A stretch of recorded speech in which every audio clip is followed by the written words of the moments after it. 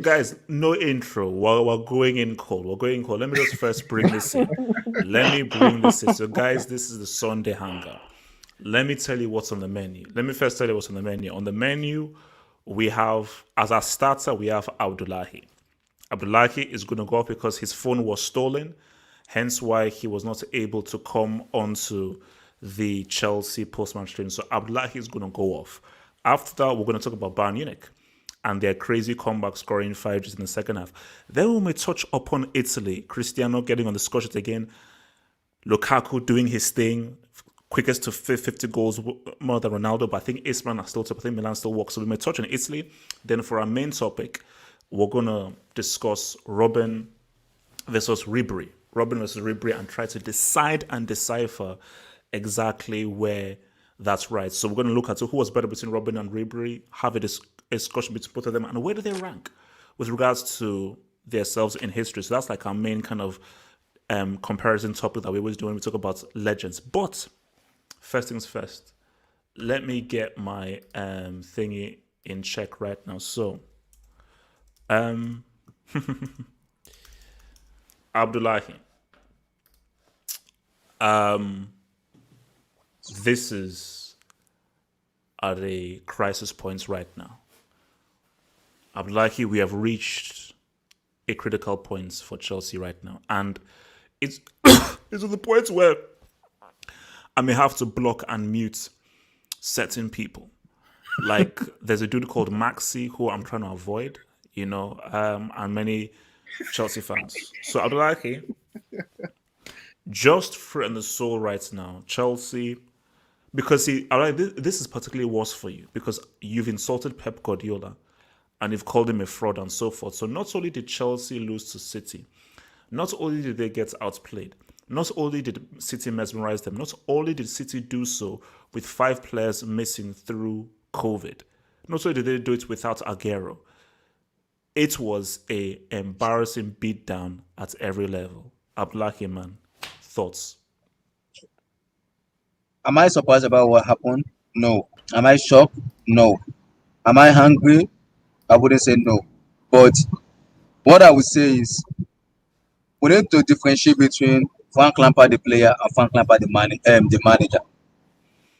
People have been saying, give him time to do this, give him time to do that. Trust the process. Wait, Abdullah, can I just wait? Abdullah, you can't call a Chelsea legend a bastard because I'm reading your thing says Roman this is sack that bastard ASAP. Can you guys hear me? Yeah, we can hear you. Oh, okay. People have been saying towards the process, towards this, towards that, and this is me as a fan. I'm not a proper Chelsea fan. I'll keep saying it. I am a complicated Chelsea fan. I will remain complicated because if things are going on, we need to point it out. I'm not a proper Chelsea fan who will say no, back Lampard. No. Lampard is a legend. I love Lampard as a player based on what he has done in Chelsea. But we need to use our brain. Sense. So, like, I don't understand some proper Chelsea man telling me because one kind of process you want me to trust. When Roman himself, the owner, he bought a Chelsea Football Club and he's stacking. And you want me to trust one process? You kidding, right? Oh wow. Because I don't know what proper Chelsea fans are telling me to trust one process. Telling me to give him another 3 years to spend $500 million. To give another $500 million naira, million euros or pounds. I don't even know what to call it. And you want me to trust the process, right? So I listened to his post-match conference. I was shaking my head. I was like, so you know this as a legend and you're being stupid. I'm not knowing what to do, right? So my question to Lampard is, what exactly is the problem with this? Because the reports are coming out that Lampard and the Chelsea players are having a riot in the dressing room. Yeah. There's a huge riot between the players and Lampard. This is where the problem comes now. This thing happened 2015 under Ose. Ose gets sacked immediately after the Leicester trust the process, bro. Abdullah, trust the process. 5 more years, Abdullah. 5 more years. I am not trusting one process when I'm not seeing any pattern or I'm not trusting any process. Muntaha, do you know the owner of Chelsea? Abramovich. You know that, right? That man is ruthless. Abdullah joined fourth. That man is ruthless. So he can literally say tomorrow morning he's gone. So I don't understand Chelsea fans entirely. This is what we need to differentiate. I don't know. I'm not even getting to the point of getting angry anymore because I expected this from Chelsea. When it was first hired, I told it.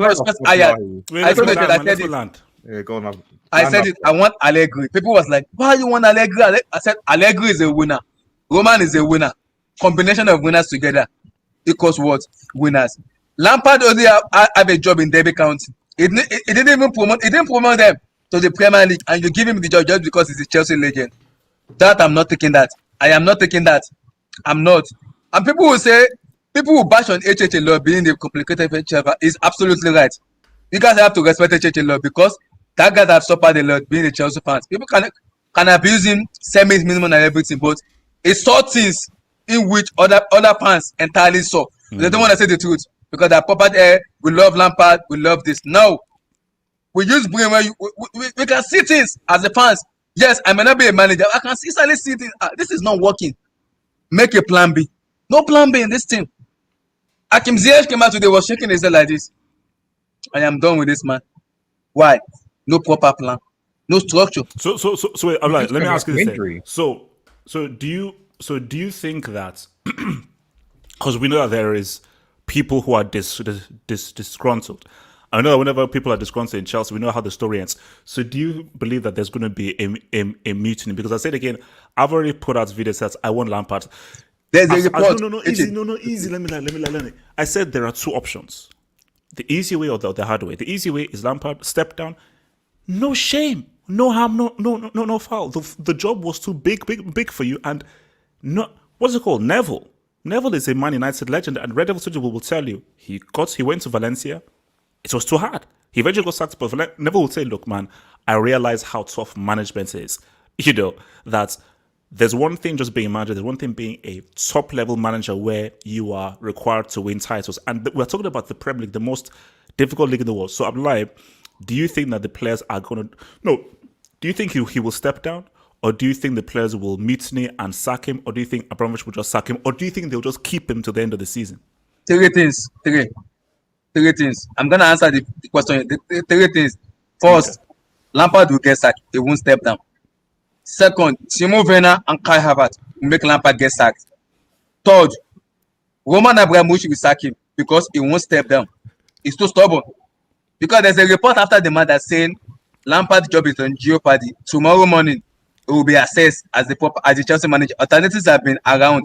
The report are saying Thomas Tuchel will take over from Lampard if care is not taken. Come on. Then I shook my head that Thomas Tuchel is taking over this job. But now you don't want to give Allegri the job. Why? Because he's a pragmatic manager. That I don't understand. I blame Roman for one thing is I can understand we lost Eden Hazard just because of he has been our best player, the transfer ban and everything. But there's a manager.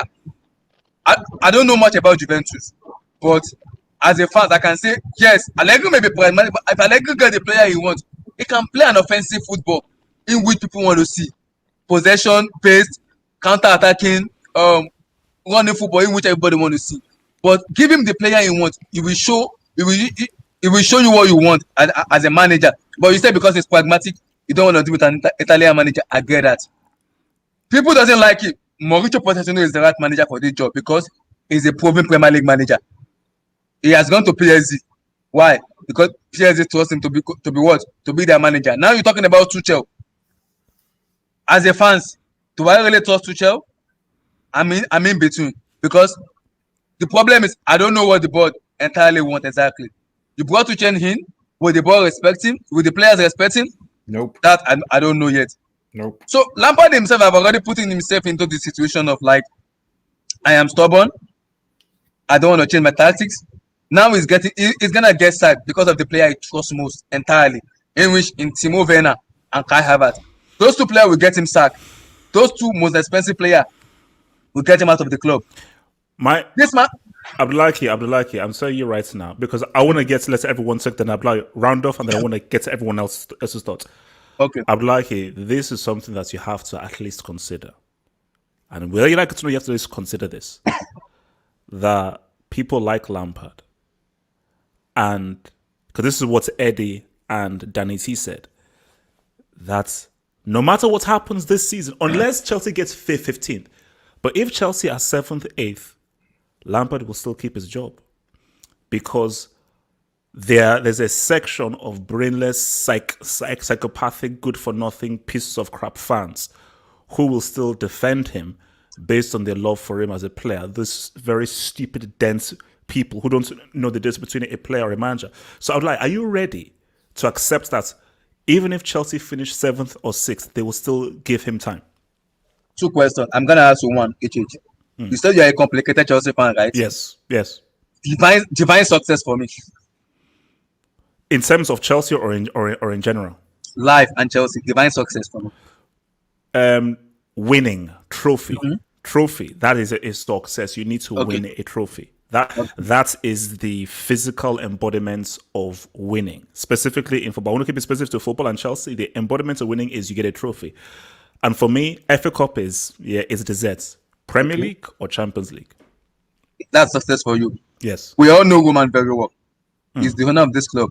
The definition of Roman, what success means to Roman is trophies and winning.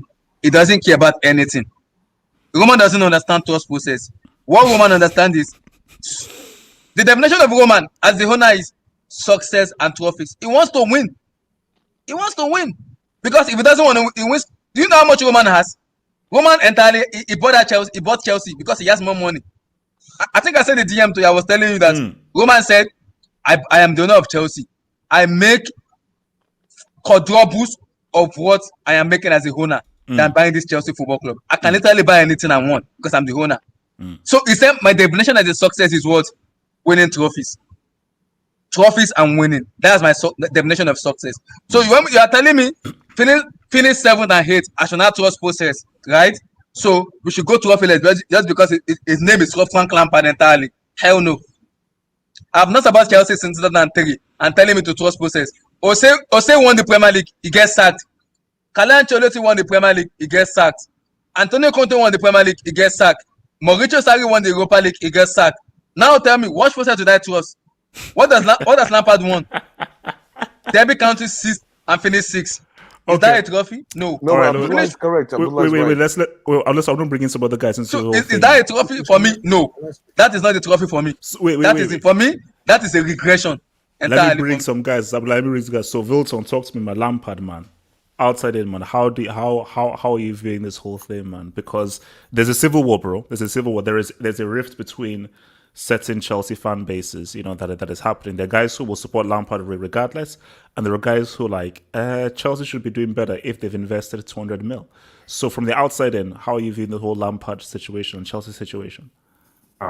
For me, it's just I don't think you should sack Frank Lampard yet, just because it's not as bad as you guys making it sound to be. Built on. See, no. Let him land. Tomorrow morning, that idiot has to get sacked. Roman has to make the decision. Not Marina. Roman has to sack him. Let him land. For me, I've always said it. I don't know. It's just I know you're saying trouble, but I don't know if you're being realistic or you're just playing. For me, this season Chelsea goal was to make top 4, maybe win the FA Cup, and try making the Champions League semi-final. No. Okay, Wilton. Let me quickly stop you. Thank you, Wilton. Does that make sense when you've spent 200 million and you have one of the best squads in the league? Does that still make sense if you've got a top 4? Bro, that just because you have a best squad, that doesn't mean they're gonna match for it yet. It's just because you keep on saying you spend a lot of money. No, Wilton. No, I'm sorry, that's disingenuous because of Wilton. Bro, No. Wait. Hold up. The fact of the matter is this. If it was a foreign manager who had no link to Chelsea and he spent 200 million, he would be expected to win the league. That's just facts. Either they win the league or to mount a serious challenge to winning the league. That's a fact. If a manager was foreign, had no ties to Chelsea, had spent 200 million and he had gotten he had bought in 5 players that he vouched for, fans would be like, all right, bro, because it happened. Whether it was Sarri, Conte, and so forth, once they had players that they could buy, they were expected to win the league. And Sarri didn't even have that much of a transfer budget. But Wilton, back to you, Wilton. No, but what I'm saying, you guys keep on saying, yeah, you guys did spend $200 million. But look at the player that you bought. Are you telling me that Kai Havertz is a world-class player? Werner is a world-class player? Dan Wilton, Mark. Wilton, but who bought these players? Who bought these players? Lampard. Obviously, Vilton, let me stop you. Let me stop you there. Let him land. Vilton, let him land. Vilton, Obviously, land. Lampard bought this player, but for me, I can't say Kai Havertz, Timo Werner. Who else did you guys bought? Ben Chilwell, Thiago. Thiago Silva was a good defender, and Mendy. You can't really tell me those players were gonna change Chelsea fortune in one season. It was just not gonna happen. But I wouldn't say Lampard. I'm not saying Lampard is the right guy, but I'm just saying give him to the end of the season. If I'm not giving that idiot till the end of the season. He has to go ASAP as soon as possible. Get the hell out of that Chelsea Football Club. He's the legend of Chelsea. Yes, as a manager, it's total no for me. Why didn't Manchester United fire Ole Gunnar after they lost to Leipzig in the Champions League? I can respond to that. I can respond to that. Wait, let me respond, Vilton. Ole Gunnar Solskjaer has, whether you want to talk about, he has far more managerial experience than Lampard. So, for Man United, and remember, see, Man United are in a different position. United have accepted they're in a rebuild phase, first thing. Second thing, the Glazers, as United fans have showed you, do not care about football as much as Abramovich does. Abramovich is literally a dream for any manager because this is a guy who has lots of money, loves football, wants to see his toy win, and is therefore very active in spending whatever money you need to get the players you need to win. United don't have that. So United have accepted that specifically after Ferguson, specifically after Moyes, this is a rebuild. And this is going to have to be a process. I was never told of a process under Abramovich. Lampard came up with that crap. Unless that comes out from Abramovich's mouth, I've not heard about a process. Abramovich thing, it has always been the same. You come in, you have money, you win. Lampard was allowed a leeway last season because of the transfer ban. The moment you have money and you spend the money on players, you expect it to win. Now, Vilton, if you're spending money on players just to get top four, then you're sick. Sorry, Vilton. Just this season, there's no way Chelsea is going to win the Prem, bro. We all said it was going to be Liverpool and City. I get it. You want Chelsea to challenge for the title. I get it. That's what any fan would want. But my thing with Lampard, yes, right now it's bad. I'm not saying Lampard's the right guy for the job, but I wouldn't sack him yet because you guys still could make top four and possibly win the FA Cup still. And we don't know what's going to happen in the Vilton, I have to review that as a Chelsea fan because John Terry was given this job before Frank Lampard. You know what Jerry Terry said? I am not experienced at the moment. I need some managerial experience, either 5 or 7 years to guarantee myself as a manager. He also said, I am too young to take this Chelsea job because it's bigger than me. I am the club legend, but it's bigger than me as a player to coach this Chelsea because Chelsea needs a proper manager, an experienced manager who will take this club an identity. This team doesn't have an identity. It's too young. So are you telling me Lampard is making tons of mistakes, week in and week out, and you're telling me to back this man? I'm not ready for any process. He has to go. You see, Vilton, because I want to move to the guy. See, the point that Bly is making is you have to look at what Gerrard said and what John Terry said. Gerrard, he said that all because I was this kind of player doesn't mean that I'll be this kind of manager for Liverpool. Hence why he's now gone to Rangers and he doesn't want to take the Liverpool job. John Terry as well, he knows that, no, look, I'm not ready to be the manager of Chelsea right now. I need to sort of end my stripes and end my experience. You're dealing with an arrogant man and a prideful man. And you're dealing with a man who has an agenda. And his agenda is of English managers. And you're dealing with a man who is benefiting off a life of privilege. And because he is so deluded, he is putting himself in the same conversation as Klopp and Pep. This man uttered out of his mouth and said that it took Pep and Klopp a few years before they got to where they were. Do you know how sick in the head you are? Lampard, you are putting yourself in the same category as Pep and Klopp. Do you know how stupid that is? I tag you something. Can you share what I tag you to the group for them to see about Roman Abramovich, please? Can you tag? I share you something on them. I think on Twitter, I tag you something. Okay. Oh no, look, I'll share. So what's it called? Let me come to Hassan. Hassan, talk to me, Lampard. But let me just touch on the game. As for the game, Lampard got his tactics all wrong. Because when I was watching the game, I've said the same thing. You said it on Twitter too. I'm like, why are you guys pressing City so high up when you know they're really good playing from the back? It didn't make any type of sense to me. Like, That didn't make any sense. Pep like took Lampard to school. Lampard had no plan. He bought Gilmore in the game, then he bought Hudson Odoi in the game. I mean, look, what are we dealing with? And here? yet, But no Giroud. I get you guys keep on saying Pep spent a lot on me, but we have to understand though. Pep had Pico Aguero, David Silva, company. Pep already had key players. Futon. Pep is a winner. This guy has won already won 2 Champions League already. Abdullah, I'm just saying. I'm not saying. What has Lampard won? What has he won? No. But I'm just saying. Okay, no. Wait. Inherited a good squad. But Wilton, the key thing here is this, and I think you already made my arguments for me. Give that 200 million to Klopp or Pep. You will see the players they will buy, and you will see what they will do with those players. Yeah, the very fact that experience for sure. So basically, the very fact that he took that money and he bought what he bought, and Werner has flopped. Havertz is on the bench. Chilwell is average. Shows you that you're not fit for that because you've pretty much wasted this money because the players that you've gone and bought have not worked for whatever system you've tried to employ. Oh no, sorry. You know what pissed me off in this thing? You are very right, and I will take what you said, and I'm on the same page with you. I need to have some proper Chelsea. I am a Chelsea fan. I've been supporting Chelsea 2003. For people who doesn't have brain, I'm not new. I've been with Chelsea for a long time. So if you are telling me trust the process, I know what trust process means. But I need to understand some proper Chelsea fans. What does Mason Mount offers in this team? I don't know. Easy. I have no idea. Man, come He on. is a good player. I'm not saying he's trash. offer Abdullah? What is Milton, if you are playing Kai Havertz in the right position, you will see the best of Kai Havertz. You don't play Kai Havertz as a number. You play him as a number 10 behind the striker. Then everybody will see. We watch ball with our eyes, not our head on our leg. To Liverpool. You play Messi. We played 70 matches this season. How many matches? Messi might have played all matches. Someone needs to tell me what impact has he made. Wait, let me come to what's called this boy Hassan. Talk to me, man. Lampard, talk to me, Hassan. Yeah, man. I mean, Lampard is a crap manager, man. Let's just say how it is, isn't it? I mean, the fact that he got the Chelsea job was shocking in the first place. I mean, 1 year at Derby County, he didn't even get promoted. And then you're the next Chelsea manager. I mean, that's quite awful.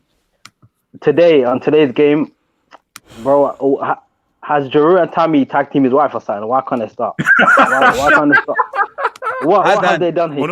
Azan, thank you very much. God bless you for that comment. Thank you very much. This is you see, Wilton, these are the things in which it's a sackable offense. Yeah. Hassan, I need or anybody in the live chat, I need you to explain to me how you're 3-0 down. You're 3-0 down, and you don't bring on a striker at halftime.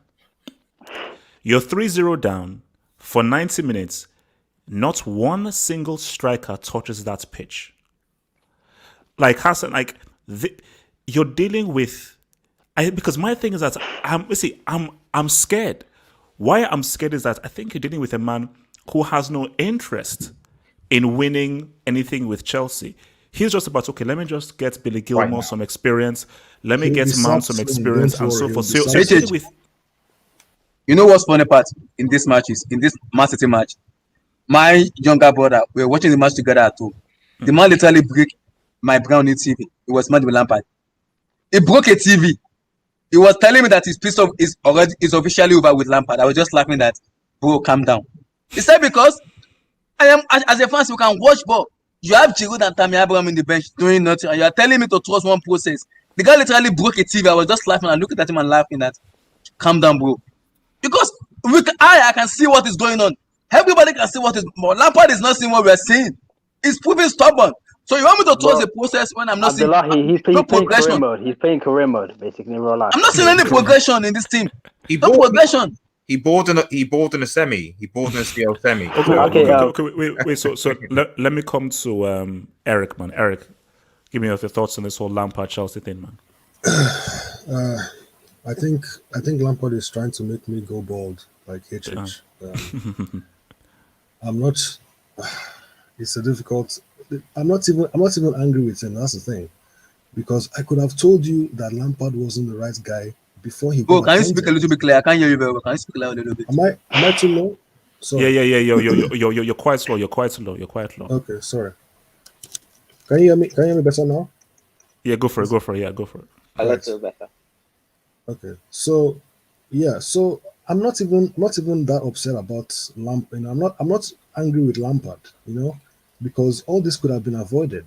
From the moment this guy got linked with Chelsea, I was like, don't sign him. He's not ready. He's very inexperienced. He had just 1 year at Derby. How can you sign somebody with 1 year managerial experience? I think he's the most inexperienced manager who has ever uh, managed Chelsea under Abramovich. So this scenario was always in my head. What if things go wrong and then he gets sacked? This is the exact thing I was scared of happening. I didn't want to happen, and it's happening. And all of this could have been avoided. Now, the last thing Chelsea fans are going to remember Lampard for is the failed Chelsea manager. The guy who couldn't deliver as the boss of Oh, no, oh, no, Chelsea. oh, no, no, because see, Eric, this is what I said before. Like, one of my favorite players of all time is Zola, and Zola is the reason why I follow Chelsea. And I've always said I never want to see Zola be the manager of Chelsea because I don't want any memories of Zola ruined for me because of just how much Zola meant to me growing up in Nigeria, watching Chelsea, watching Zola play.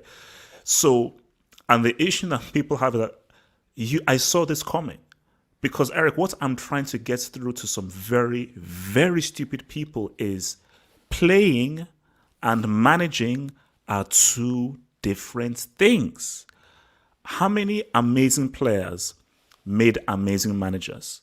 Not that many. Not many. Not that many. So, all because you were an amazing player, and Frank Lampard is one of the great midfielders the Premier League has ever seen. All because you're an amazing player doesn't mean you're an amazing manager.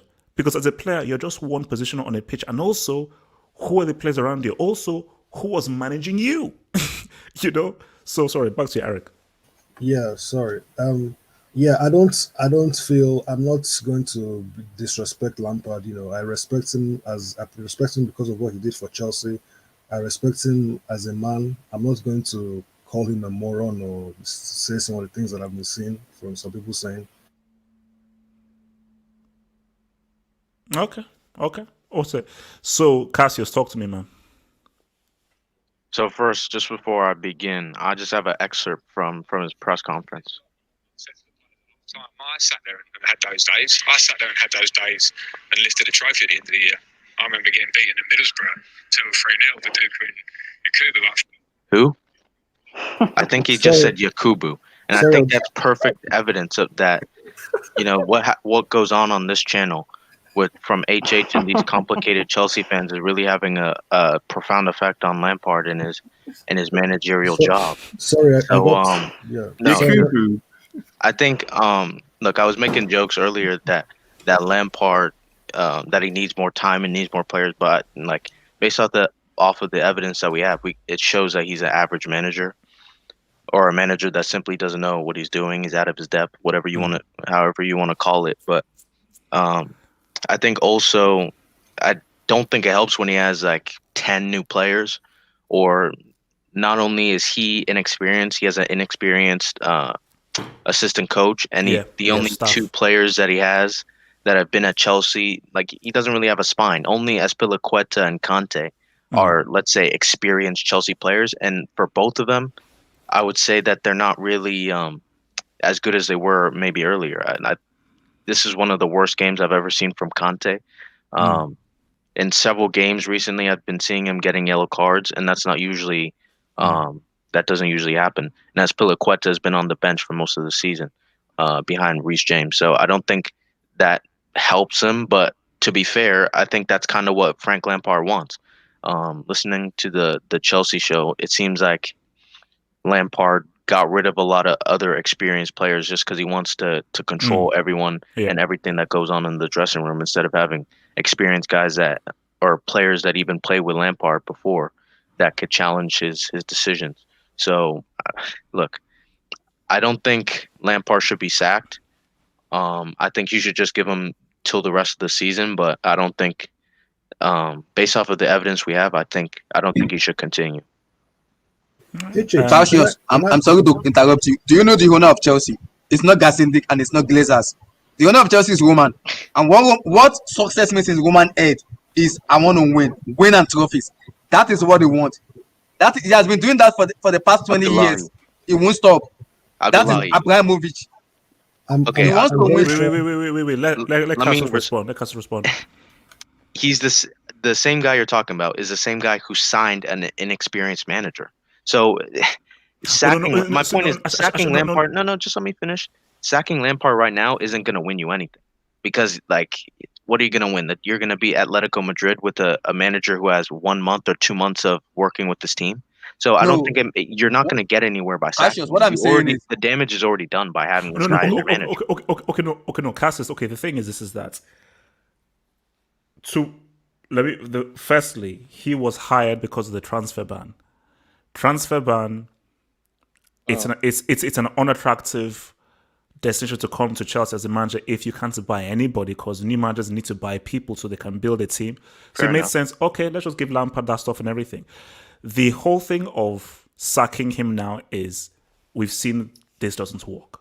So let's just give a new manager as much time as possible to work with something, because what you want is that you don't want it to be destroyed beyond reproach. Because if you give Lampard 2-3 more months, maybe by the time a new manager comes in, Werner is so fed up. He has lost all belief in himself that it's now hard for you to now turn that around. So the quicker you just bring someone new in, the better you can save everything. Okay, so Eric, you said Can I just make one point? Okay, If that's the case, and then I don't really understand why Abramovich. Maybe it was just because of the market opportunity when Chelsea had a lot of money and other clubs didn't. I don't understand why Abramovich would spend so much money on someone who he would have such little faith in. And it makes sense why he has little faith in a manager who has Cassius, 1 year for me, experience. I But understand the I don't scenario. understand why he was given so much money to spend on the squad. Let me respond to that, Cassius. When Sarri left, so they were like there was a manager situation. There were Allegri and there were Poch. Poch was just get sacked from Tottenham Hotspur then, so he said he can't take over. Allegri said he needed a sabbatical. The only manager that was approached was Lampard and Terry. Immediately, Terry rejected the job because he said he's not ready, that he's too young. Chelsea Football Club is bigger than him as a player, because he need to have an experience, at least 2-3 years experience. You can't blame him for accepting the job. You can't blame him for accepting. I'm not blaming him. Who I'm blaming is I'm blaming Roman for hiring Lampard because he's inexperienced. That was the first mistake Roman made. I'm not saying the reason I'm getting pissed off right now is Lampard has played under different managers. Frank, he has played under Jose. Jose has won us Premier League wait, Eric. So Eric, round off your points. I want to come to that. So Eric, quickly round off your point. Yeah, maybe I should become a complicated Chelsea supporter, because this club is really hurting me. I'm not sure what they're doing. Why would you appoint somebody with 1 year experience and give him a 3-year contract? Lampard got a 3-year contract. He wasn't an interim coach. He was supposed to be there for a while. So it's just very confusing what the club. I'm not sure what the club are doing right now. But I wanted to ask you something as well, HH, because people, yes, I understand that we shouldn't trust the process with Lampard because we're not seeing signs that he should be there for the rest of the season. Even he might get sacked. I'm expecting him to get sacked very soon. Like as much as it's going to be difficult to see, it's going to happen. But my thing is, don't you think there should be some sort of plan, some sort of process, even if it's not with Lampard? Shouldn't it be some sort of, because if you look at all the teams that are successful, Liverpool, Man City, they have a club structure. They have an idea of what they want to do, the kind of football they want to play. No, Eric. Of course, it makes sense, but Eric, you have to just accept what is. You have to take the good with the bad. Abramovich is an owner who has money and he will spend, but he is what he is. He wants success now, and he will not stand for a manager who spends his money and doesn't give him a trophy at the end of it. It's very impulsive. It is what it is. I'm hoping that at the very least we can somewhat continue what we started, with Lampard, because Abramovich wants to play attacking football. He wants exciting. He doesn't want pack the boss 30% possession football. So hopefully, whoever we appoint next, we go along that trend. Okay. So, Jamal. Yeah. First thing, I watched the show earlier. Lampard is very catchy. I like it. Go in, Jamal. Go in. Yeah, the 26th of December, 2020. Guys, you know what happened on that day? That was the day of the Arsenal game. Because that's where it starts. Yeah. Guys, it's like they switched. It's like Arteta take all Chelsea form and Chelsea have take Arsenal form. Chelsea have not won a game since, and Arsenal has won every game. Yeah. 4 points in 18 out of 18. Reverse juju, man. Reverse juju. 4 points out of 18. Yeah, and guys, Jamal, do you know that Frank Lampard is the worst manager under Roman Abramovich? You know that. You've talked. Jamal, talk. Yeah, guys, I watched his press conference. He's laughing. I don't think he's under any pressure. I think Lampard knows he have until the end of the season. So, guys, I don't think he will get sacked because he's looking like a man who is not under any pressure. The game today. The funny thing is, I would be happy with that. Wait, no, let Jamal land. Guys, this Giroud thing, I won't lie, it's very frustrating. The reason is, it's not like every time he starts Giroud, he scored. Giroud played against Wolves, scored. Then he benched him. Then he played against Villa, and he scored again. I mean, like, Giroud must be saying, is this guy dumb? Giroud has been scoring and is in form, but he keeps benching him. As I think Hassam say, I think Giroud gave his wife some je ne sais quoi. That's what I think. Because I don't know the reason why. He played 4 games. I don't know the reason why. This guy, he always changing his team. Why does not stick to a tactic? Let's stick to it. It's Abraham, it's not Abraham, it's Werner, it's Kovacic, it's Jorginho, it's Gilmore. I mean, it's Caremo. Guys, do not hire a manager when his name starts with L. Please. Because I don't know, man. His name starts with F. Okay. It's Frank. L. Yeah, Now it's L. Yeah, somebody said how he didn't buy good players. Last time I checked, when they bought Kai Havertz, they said he was one of the best young German talents. Timo Werner. They said he and Lewandowski was the top 2 strikers in Germany in the Bundesliga. Thiago Silva, quality experience centre back. The only guy I would say is Mendy and Chilwell. Them are from the road. Them is the only guy. But still Chilwell, they say Chilwell was the top 5 best left back in the Premier League. So people get on like they buy scrubs, like they buy trash. No, they buy the best. So it's on Lampard to get the best out of these players, and he's not. So I feel Lampard should be sacked. But the way he's getting on, I don't think he will be sacked this season. Jamal, let me repeat that a little bit before you go. I kind of get everything you said, but I'm gonna rebuke it by saying he will get sacked because the fans are divided. The fans was the one who sacked Sarri. It wasn't the board was willing to give Sarri some time. It was the fans that was like, fuck Sarri ball, because they wanted to see Sarri possession football. Now Roman wanted what's called a fluid attacking run football in the way the club plays. That is what Roman wants. Now you telling me I should trust the process in which I'm not even seeing progression in this team. Lampard he has a winning percentage rate as a Chelsea manager in the Roman Abramovich entire career. People need to understand something. Lampard as a manager is different than Lampard as a player. As a player, I respect him. He's one of my favorite players as a legend. But what I don't understand as a manager is we as a fans can see. We have eye. I have eye, I can see. I have leg. I use it to work. I'm not using my leg to see. So it's a problem. This is it. It's brain. It's all about using your brain. You have Giroud and Tammy Abraham on the bench, warming bench, doing nothing, folding their arms. You playing Kai Havertz. I can understand you want to play Kai Havertz, but my question to Lampard, I don't know what the pressers are asking him. Those players doesn't have a brain. My question to them is, if I'm the presser, I will ask him. My first question is, Lampard, give me an answer as a normal Chelsea fan now. Why is Mason Mount playing every match? Why is Mount playing every match? I want to know because he just was absolutely nothing to me. Hey, can I go next? Okay. Let Jamal respond. Well, I'll go to Red. I want Red Devil to go last. Munsa and then the Red Devil. So Jamal, respond. Yeah, I just want to say quickly, HH, you versus the Chelsea fans are box office. It's cracking me up every day. Continue. This war is the best thing in Oh, 2020 right no. now. I told you, no. Look, see, Jamal, it's a civil war that is brewing, and I love it. And my thing is that free Maxi. It's like these guys, Jamal. I'm dealing with some of the most deluded psychopaths in the world because what I've realized is that these guys, they don't care about Chelsea, they just care about Lampard.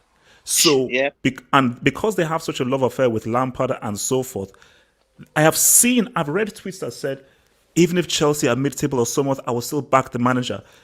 You're dealing with just like dense, like stupid people. Guys are willing to back a man who has spent 200 million, even if he finishes mid-table because it's Frank Lampard. And what I'm trying to get through the people's heads is this, and I will keep saying this, even if I sound like a broken record. Playing and managing are two different things. All because the guy was a legend doesn't mean that you backing him will make him a better manager. Gerrard and John Serie, they realized that, man, Liverpool and Chelsea mean a lot to me. I will only take that job when I am fully ready. Because they respect and they understand how difficult management is. Frank Lampard, he only got the Derby County job because of Harry Redknapp. The Derby County owner didn't want to interview him. Harry Redknapp had to pull and really put some weight onto him before he gave him the job.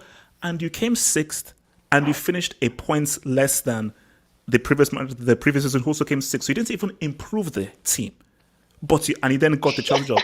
So basically, you're dealing with a guy who is extremely arrogant and thinks he's better than he actually is. What's it called? Red? You got some super chats. Yeah, I know. Look, guys, I will get you super chats. Red, talk to me. Okay, so I do agree with you, HH. Idealistically speaking, he shouldn't be manager of Chelsea. He's not qualified. Chelsea is a major contender over the past 15 years, and they can't have a rookie managing them, despite whoever that rookie is as a player. I do agree with you there, but I agree with Cassius on everything else because you can't sack this man. You can't give him in a 3-year contract and a $200 million investment in the summer, which is a lot of money, and then abandon the project just because you're 7 points behind top place after qualifying to the Champions League. Chelsea doesn't have that kind of money. Abramovich doesn't have that kind of money to throw away every summer and restart projects. He's got it might be more financially safe for them to keep him till the end of the season than sack him when his buyout is cheaper, probably, or after or at least having a stable season. But to sack him mid-season right now, because I'm looking at the table and Chelsea are 7 points behind with a game in hand. If they win that game in hand, they're only 4 points off first place, and they're qualified in the Champions League, top of their group. Do they have a game in hand? They don't have a game in hand. They have a game in hand. They played a game less. I'll bring they up played a game table. less than the top. 3 points ahead of Arsenal right now. No, put up the table because I'm pretty sure they have a game in hand. They don't have a game in hand. They don't have a game in hand. Liverpool and Manchester United have a game in hand on Chelsea. Okay. Yeah. So, but still, they're 7 points behind top place. The season still has 19 games left to play, 20 games left to play. That's not a bad gap. If they get on a winning form, they'll be back and everybody will be in. Look at Arteta. Arteta's job is secured again, even though his team is way worse, but his job is secure. And Ole was 2 weeks ago was Ole out, and now look at it. He's different with Chelsea though. Chelsea is to win. Chelsea's not for a thing. They have to win. But that's not. But he was winning. Probability. If you believe in odds and probability, this is bound to happen to Chelsea because prior to these 2 defeats and a draw, or was it how many? No. Okay. No. Red, explain this to me. How is he doing worse with better players than last season? Explain that to me. To be honest with you, I think it's just because they still haven't found their rhythm and their chemistry yet. I don't think he's qualified enough to do so. I don't know if he has that ability to do so. That's the thing, because he has a very diverse set of players from different leagues. Like Ziyech is coming from the Eredivisie. You have Havertz and Werner coming from Bundesliga. You have Jorginho who came granted he's been there for a while. Kovacic who came both from Serie and Spain. And he has to get them playing as a unit in unison. Something that Klopp and Pep managed to do, where their teams play in a certain style. But these guys have been managing for 10 plus years. These guys are veterans. Whereas Lampard's his first season, he's giving a very tough task, and honestly, I think he's doing a very good job for the amount of time he's had. But for Chelsea, there's just no time. They're just not that, especially because you guys have not won the leagues in 4 years. 2017, 18, 19, and 20. Yeah, like 4 years. So like Chelsea fans are probably getting riled up. So, okay, so are you saying that Lampard can still come good and they should still? Yeah. Do not abandon. You can't abandon a project that you invested 200 million in just because of a bad run. Yes, I can, because see, the reason why I can is that I knew it was a bad hire to begin with. So for me, sack Lampard anytime, because I already know that this guy is clueless. See, but hindsight is 2020. Like I agree with. That's why I said in the beginning is I do agree with you from an idealistic point of view. In a perfect world where people make the perfect decision, you are right. That is the better decision, not to hire Bill Lampard to begin with. There is other options, but with the situation that we're in right now, right? Sack him. No. Right. In situation right now, sack him. Okay. So quick question. You're in a pandemic, right? Like let's analyze it. Like because Chelsea spent 200 million because they had a transfer ban and they had some money saved up from selling Hazard. They had made some good business. So they were able to spend 200 million that summer based off of previous circumstances that allowed them to, right? Now we're in a pandemic, right? You guys spent 200 million. You don't have that kind of money to spend on new players. You sack Lampard. You bring in, let's say, like we are Tuchel. Tuchel tells you, well, I can't play with a midfield of, let's say, for example, Jorginho, Conte, and that I need this extra player to do this for me. And you guys can't buy that player. You're already too invested because we're in a pandemic. Red. What I'm telling is that, let's say you're interviewing a Tuchel or Sofa or an Allegri, they will say, yeah, there's specific players I want. Give them this squad. They say, I can do better with this squad, because based on their experience, they can get, because they know that, man, Havertz, now this is a quality player. I can fit Havertz in this team and get the best out of him. I know how to utilize Timo Werner, which is what Lampard is not using. I know the right decision. If Chelsea do sack Lampard, Allegri will make you guys explode. You guys will be European contenders. Like that guy is next level. People tell me he's pragmatic or not. Bro, Dybala was eating under Allegri. Like he would unlock Havertz. He would definitely unlock that middle of the park. Like Allegri has that ability. And like I've always felt like there's a juju between Italian coaches and Chelsea. There's just something there. Like Di Matteo, Ancelotti, like all those men. Right. So let me bring in what's it called, Monta. Talk to me, Monta. Yeah, so Haitian man, like as Cassius and Red just said, I agree with them. Like you cannot sack Lampard now. You need to give him it's like, okay, I know the current results are like shit. Trash. To be honest, trash. Yeah, definitely. But I believe this is like, okay, even if you sack him right now, who will replace Lampard? Allegri or Tuchel? I don't think Allegri will take from the mid-season. Muntaha. Tuchel. And when it comes to Tuchel, you're talking about. This is what we need to understand. I am a Chelsea fan. I would say it's okay. Continue. Okay. Let me land. Yeah. So for me, when I see Allegri, he needs a season from the start. From get go, not from mid-season or pretty much we are in the second half of the season. And when you talking about Tuchel, yeah, he's good and all, but remember, I think the last night I said to you that Chelsea need a DM. Look, they need a DM. I mean, Conte was never been a defensive midfielder defensively. Focus just on the defensive aspect of the game. Conte is more of a box to box, move forward vertically. Try to carry the ball. He gives you defensive work, but that doesn't mean that he is a defensive midfielder. So that's number one. Number two, let's be really honest to ourselves. Let's talk about Chelsea's transfers, right? You guys signed Ziyech, you guys signed Havertz, Timo Werner, I believe, and Thiago Silva. Okay, I'll give you Thiago Silva as a bit more a kind of veteran. I guess he's about to retire. He's 30, 37, 38, something like that, right? Which, okay, is flipping all these other players Havertz? Is Havertz established player? No, he's not. Let's be honest. Okay, he scored 20, 25 goals, what people are saying, but that's Bundesliga. We don't want to compare Bundesliga level with Premier League. Come on. Secondly, Ziyech, okay, I mean, what he was doing in Ajax, right? Like when he was about to leave Ajax last season, he was not that good. He's okay. And with regards to Timo Werner, this is strikers, man. Strikers forms comes and goes, man. So we have to make sure that like strikers are not usually on top of the form. And on top, I understand Lampard's mistake of playing this guy as a winger, more of an inside forward, left inside forward. He should play in the double strikers, two strikers formation, which he might do. I don't know what that. But let's be honest. Last season, right, when Hazard left and everyone left, right, from Chelsea, pretty much. And Chelsea didn't make even Champions League because it was some transfer ban as well, if I'm not wrong. Who was the option for Chelsea at that time? No one. People was thinking, oh, Chelsea's not going to make top 4 and all this thing. Lampard did it. Let's be honest, Lampard did it. Nobody expected that. So you need to give him props for that. And now this is a COVID season again. So, man, look, man, this season is like quite fluctuating for many teams. We see Man United now. Next season, we will say Spurs. Then again, there's Chelsea. So, and Chelsea is just 3 points away from the top 4. It's not like, I know, okay, they have played extra games, but still, it's like 3 points. And there's like 22 games they have to play. So no, Bruno, so but Musa, you're ignoring the fact that this team looks garbage. They look crap. They look hopeless. They look aimless. No, and I believe that the players may have given up on the dude. So when the players may have given up on this dude, it's almost at a point of no return. So it's like you can say, okay, so they're 3 points behind, but this team looks a lot like Muta. They got schooled. They got schooled by Man City today. Can I say something, bro? Okay. I got a question to ask. Wait. Yeah, to get schooled by Pep Guardiola is not a shame, I believe.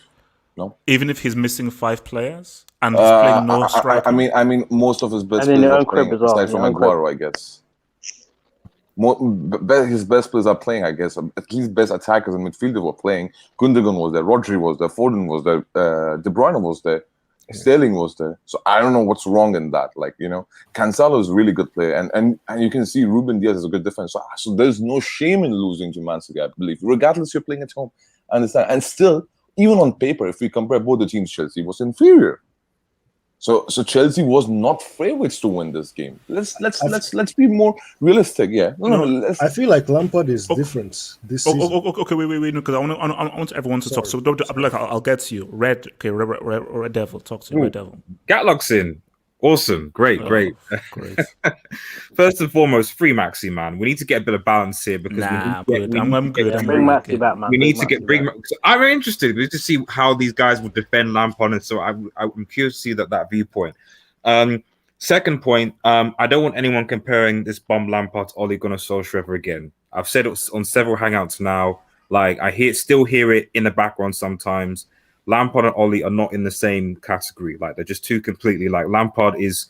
We're talking from the road. We're talking from the desert. Like they're not in the same category. So I'll just put that out there. Let's not put them in the same conversation ever again. Third point.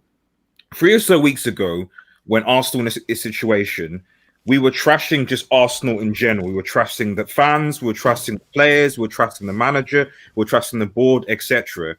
And yet.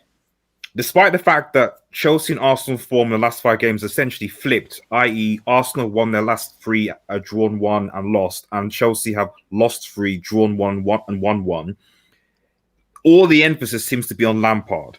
And fair enough, that is true.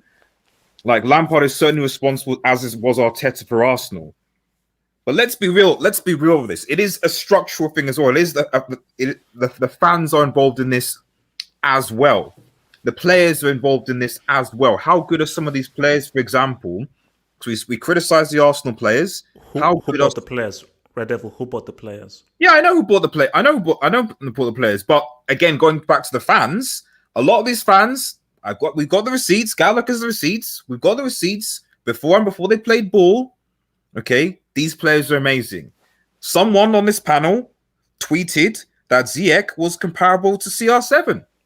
And for some reason today, this Ziyech kid can't score past a guy called Stefan. Crossing merchant. Crossing merchant that can't score past a guy called Stefan, man. So respect Stefan. Thanks for the question. Stefan can't score past Stefan, man. So the point I'm trying to make is that, like, I think it's a bit unfair for all of this to be on Lampard. Well, Thank you. Exactly, bro. I'm trying to tell these guys. From top to bottom, like, it's a system. If we're doing that with Arsenal Football Club, we should be able to do that with Chelsea Football Club as well. I know their ambitions are completely different, but it doesn't mean that the issues or the reasons for the issues aren't multifactorial as well, is the point.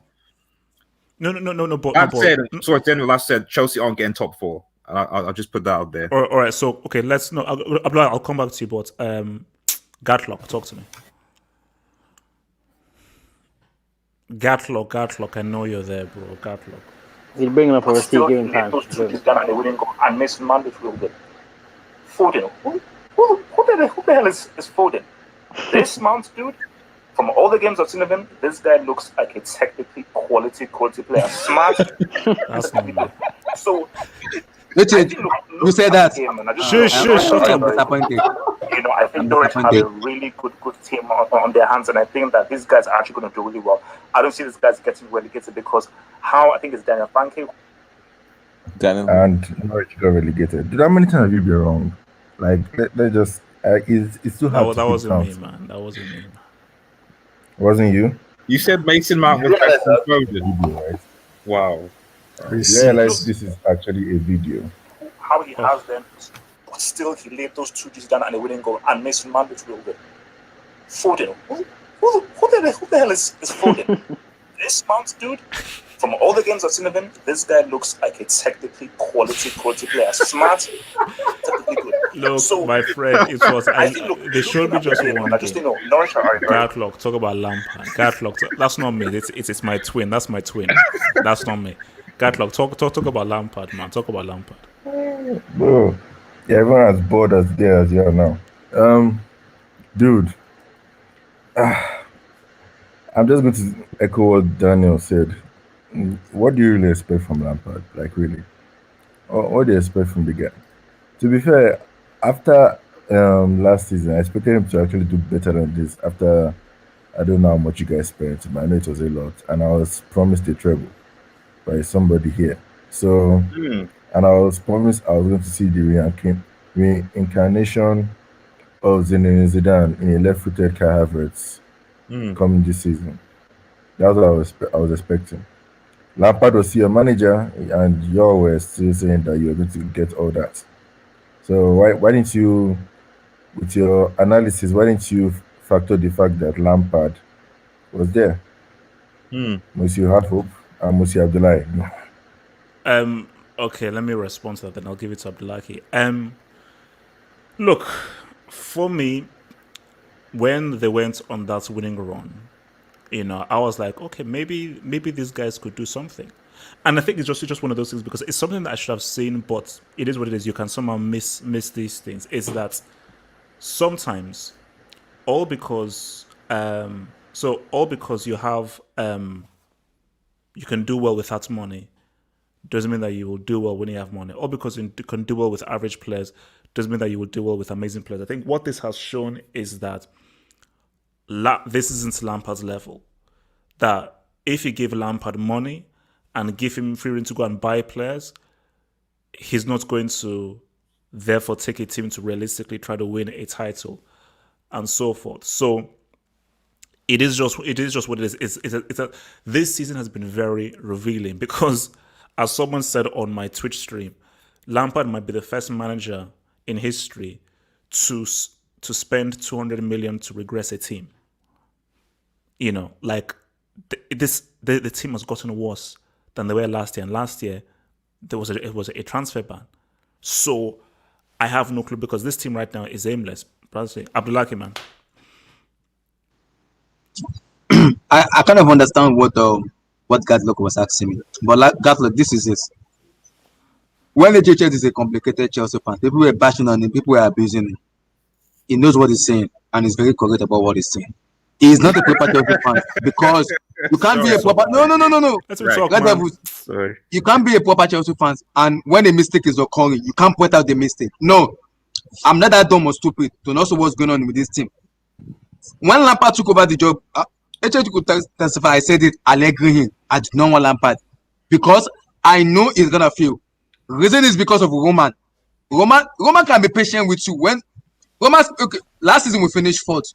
This season all we want to see is progress. I've said it. We're not winning the EPL because I want to see a progression first. Because I can say yes, okay, this team can go far in this.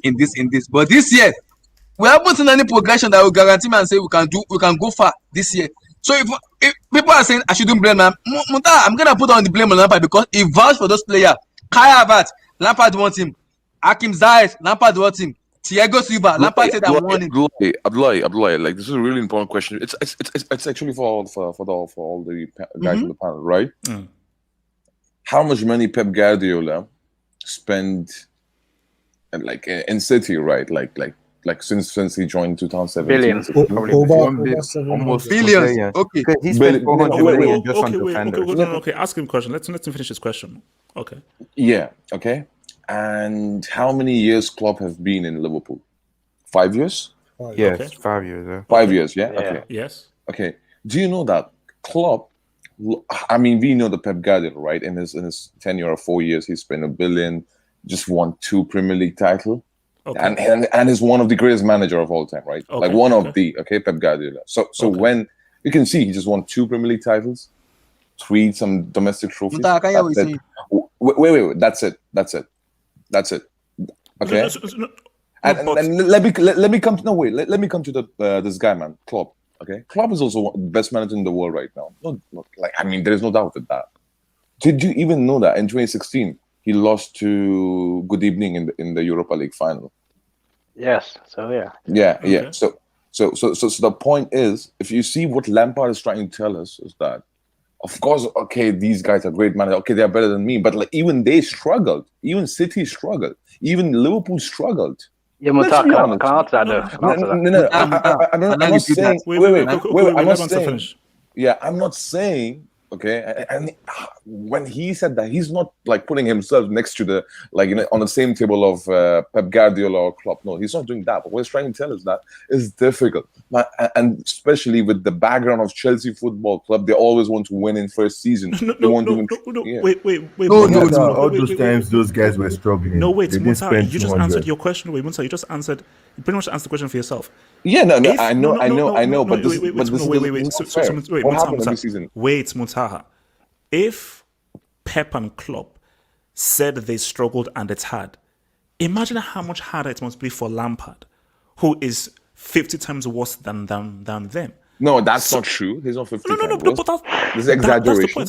that's the point. Counter argument with all the money that Pep Guardiola spent, as I've said several times. Which one of those players that he's bought has he actually improved? That's what I'm saying. Like that's what I was trying to tell you. This guy had peak Aguero, peak David Silva, company with. Well, listen. The Pep, team was there. Pep was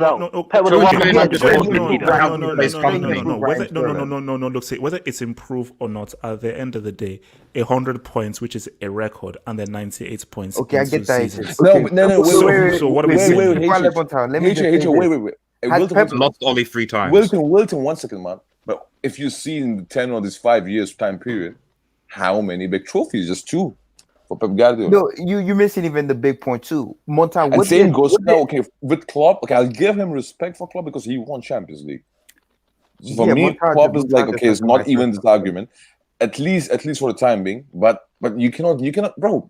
And by the way, Pep Guardiola is one of the greatest managers of all time.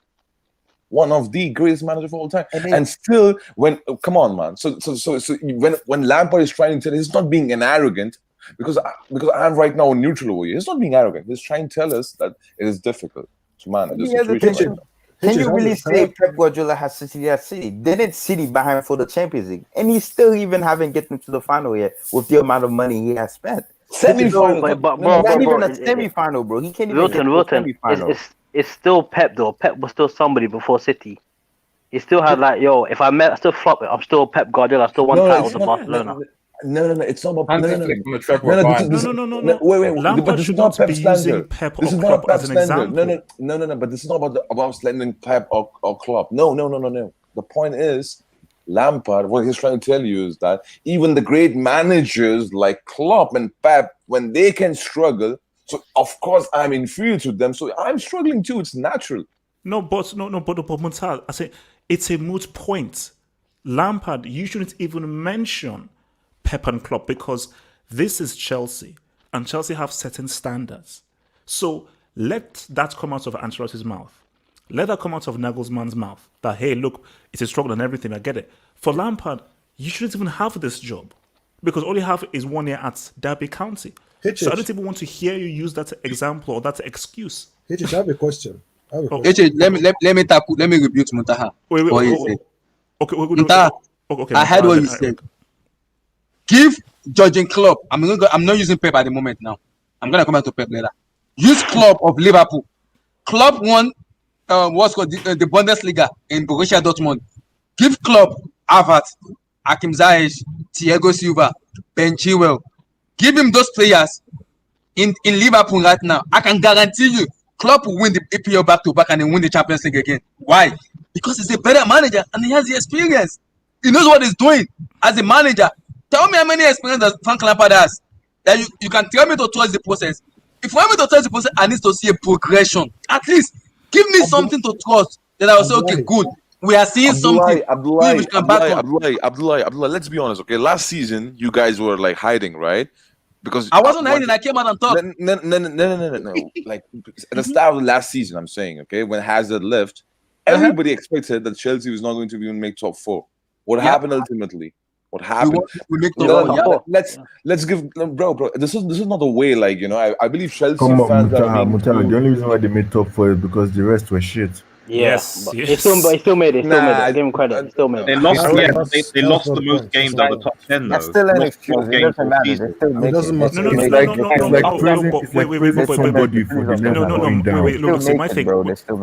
My thing. The points where that is, it's a pointless point. Is okay. Well done. You did well with no transfer ban.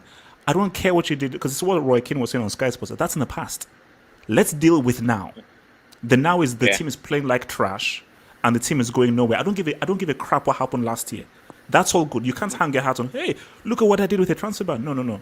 Chelsea are about winning trophies. Chelsea aren't about, look at we can get top 4 with the transfer ban. No. HH. Yes. Wait, okay, Eric. Wait. Eric Jamala, then we'll then finish this whole topic. So Eric. Yeah, I just wanted to give a round summary of what I was thinking, because it's like Lampard is different this season. He's not getting better over time. It's like he's declining, you know, because even last season you could see that he was doing some in-game things, you know, in-game management. He's not working. Okay, bring Jorginho on. The game changes against Arsenal. We win the game 2-1. You know, he's not doing some of those things that he was doing. You know, Chelsea won this fixture last season. We beat them 2-1 and gave Liverpool the title. It seemed like we were a very different team then, and it's very strange that it seems like Lampard isn't doing the basics that he was doing before. So I'm not really sure what's going on there. It's a simple thing. It's a simple thing. Giroud, and I want to make this point. Like Olivier Giroud, because it goes back to the point. The reason why Chelsea got top 4 last season, go back in the games, is because of Olivier Giroud. Olivier Giroud scored most of your goals, came clutch, wanted to leave into, and if anything, the most important thing that Chelsea need to do is make sure that Olivier Giroud doesn't leave it in the January transfer window. Because from what I hear, West Ham want him. That's literally the difference. The only difference between West Ham and Chelsea right now is Olivier. They've got a quality forward, and Olivier Giroud can score goals. Okay. So no. Jamal, and then we'll have to finish this whole point, this whole topic. So Jamal, I wanted to ask you. No. Look, we have other stuff to talk. So Jamal. Yeah, I was just quickly. I agree with Abdullahi because guys, people forget Werner. Klopp wanted Werner, and I think before we buy Keita, he also wanted Ziyech. He was a target. So I agree with Abdullahi because Klopp wanted these guys. So he maybe say he could improve them. So I think it all falls on Lampard, man. I think Lampard is the problem. Oh, no, for sure. That's why I'm rebuking what Muntah said. I was pissed off what Muntah said because I'm trying to figure out what Muntah said. I can see, as a Chelsea fans, I can be. You want me to trust the process? I will give you a process.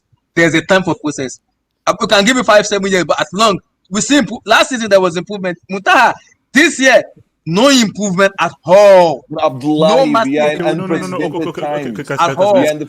wait, guys, let's move. No, we need to move. No, guys, look, we need to move. So, guys, quick this whole topic here, and then we'll then get on to obviously our main thing. Thank you for reminding me. Okay, let me get through this super chat, man. So, from Totally Awesome, who says that was a crazy Bayern game. Kimmich is special. We'll get to that. We're going to talk about our Bayern game right now. Latin Rosario, City made your boy that's Mola. Let's go. Latin Rosario, screw you, bastard. Whimsical thoughts. So 200 million and not even a single win against top 6. It is filthy and disgusting. Disgusting. Top 9. Brian K002, Lampard's legacy is looking bad. Just step down. It's horrible, but he doesn't want to step down. Isle of Cape Horn, Does respectively. this really affect his negative? Wait. What's his name again? What's his name? Isle of Cape Horn. Oh. Man, viewers. Wow. There's some very sad people in this world, man. Some very sad people in this world. Okay, look, moving on, man. Lassen Lozare says, preach Red Devil. CFC board equals Barca board. No, not to that level. And from Robel says, the question is, who can take over mid-season? There is no excuse with how non-existent the intensity has been the past 5 or so games. # Lampard out. For me, anything right now is better than the trash that Chelsea have to deal with.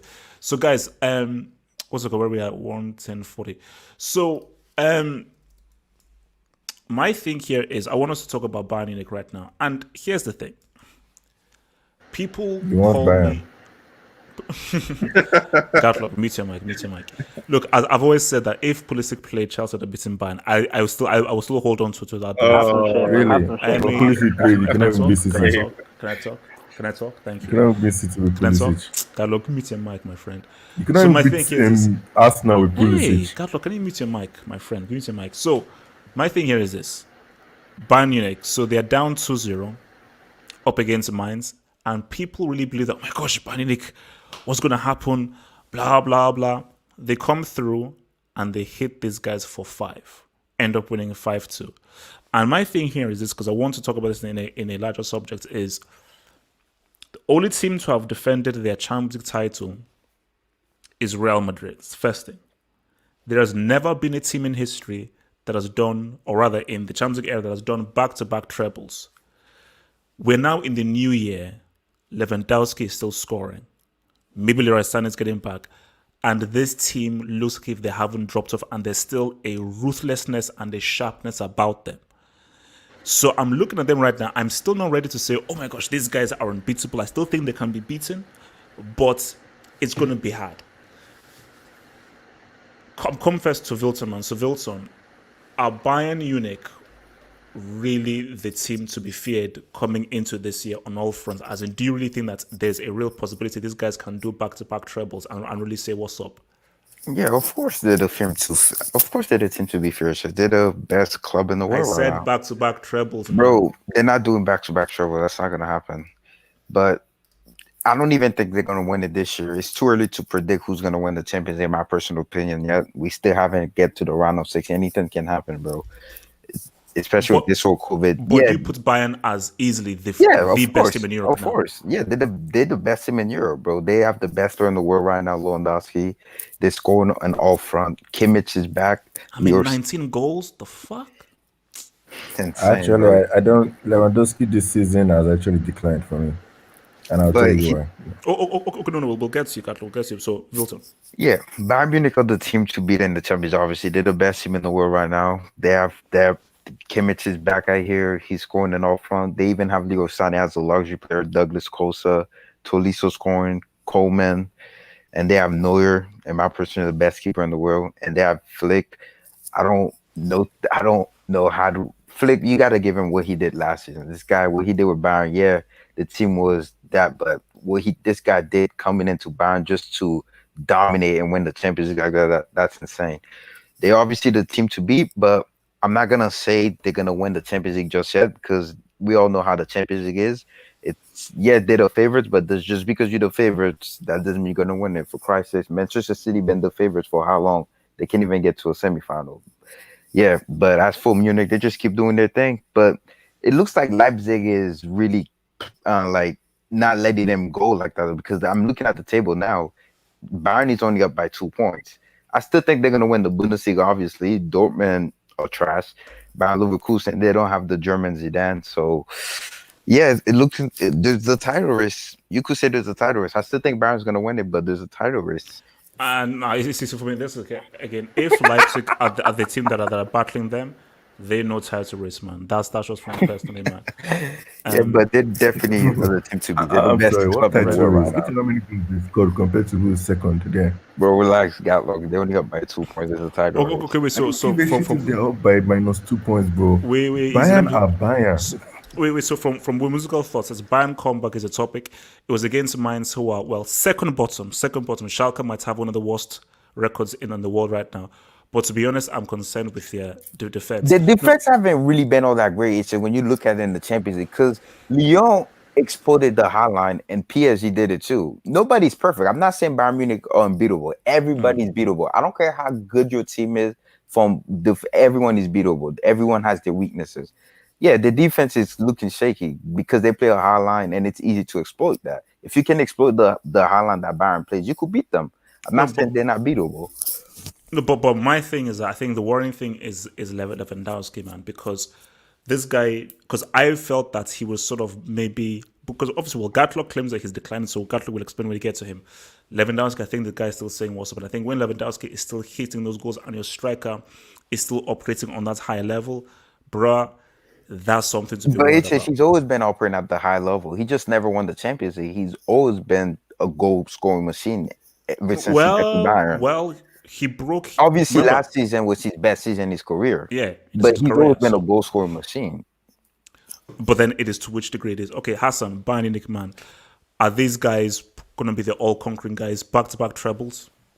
They're looking good, man. They're looking good. I mean, they are the best team in the world right now. Have been for like the last year, I would say. They're going to win the Bundesliga, but I don't know about the Champions League. It's a bit too early. I still think a couple of teams say, "What's up, man?" I think they'll outscore most teams, but their defense is a bit shaky. They conceded 23 goals in the league already, Bundesliga, which is a lot of G's. And let's say they lose Alaba in January, that'll be a big loss. Then I think teams can beat them easy though if they lose Alaba. I still think they're the favourites. Though, still favourite. What's it called? Cassius. So on this match, I only watched maybe like 5 minutes in the second half of this game. I couldn't watch the entire match. And once I saw Sula scored the 3-2, you could see that the game was completely over. 5-2, whatever. I mean, I think they even had a goal ruled out. So in the second half, they completely destroyed this Mainz team. So yeah, I think everyone here agrees that Bayern is the best team in Europe right now, and that they're the favorites. They have to be the favorites for the Champions League. But I hear a lot of people saying that Bayern have an Achilles heel. Their defense isn't that good, and every team that plays them has chances. But in my opinion, when you see if that happens once, then okay, you can say it's luck, and maybe one time their luck is going to run out. But when it happens, when you've seen it in so many matches, but every single time Bayern comes out on top, all throughout the Champions League with Lyon, PSG had chances. You could say Sevilla in the UEFA Super Cup had chances. Many Bundesliga teams. Salzburg, I think in one match against Salzburg had like 20 shots. Bayern had 10. So like when that happens, and every single time Bayern come out on top, besides one match where they lost against Hoffenheim in an entire year, in my opinion, that's not luck anymore. That's just something. That's just a trait, a characteristic of this team that no matter how weak they could be at times offensively, they're always going to come out on top. So, yeah, I don't think anyone should be pulling on to coattails of maybe they're defensively weak and things like that. Sula and Lucas Hernandez and Davies hasn't been as good, but I still think that they're the clear favorites. Eric, Bayern. Yeah, I think everybody would agree. I definitely agree that Bayern is the best team in the world. I think they're going to be the best team in the world for 2 seasons in a row. They're the favorites for the Champions League. I don't think they win the treble because I think that's almost impossible to win the treble 2 times in a row. I don't know if that's ever been done before. But yeah, they're definitely the favorites. I'm expecting them to win. And I think they're the best team in the world with set pieces and like headers. They score so many goals from those. They make it look so easy. They're even better than Liverpool. They just cross the ball in. Lewandowski gets his head to it. Muller gets his head to it. It's quite. They're really good. So I expect them to win the Champions League. I don't think anybody is gonna really challenge them for the trophy. All right, what's it called? Abdullahi, man, Bayern, talk to me, man. For me, I think in terms of the Bundesliga, I think they will win the Bundesliga because I don't see any club challenging them. Dortmund, no. RSB Leipzig, no, I don't think so. But I think they have to be put into the Champions League favorite because we know we did defend the Champions League is hard to say at the moment.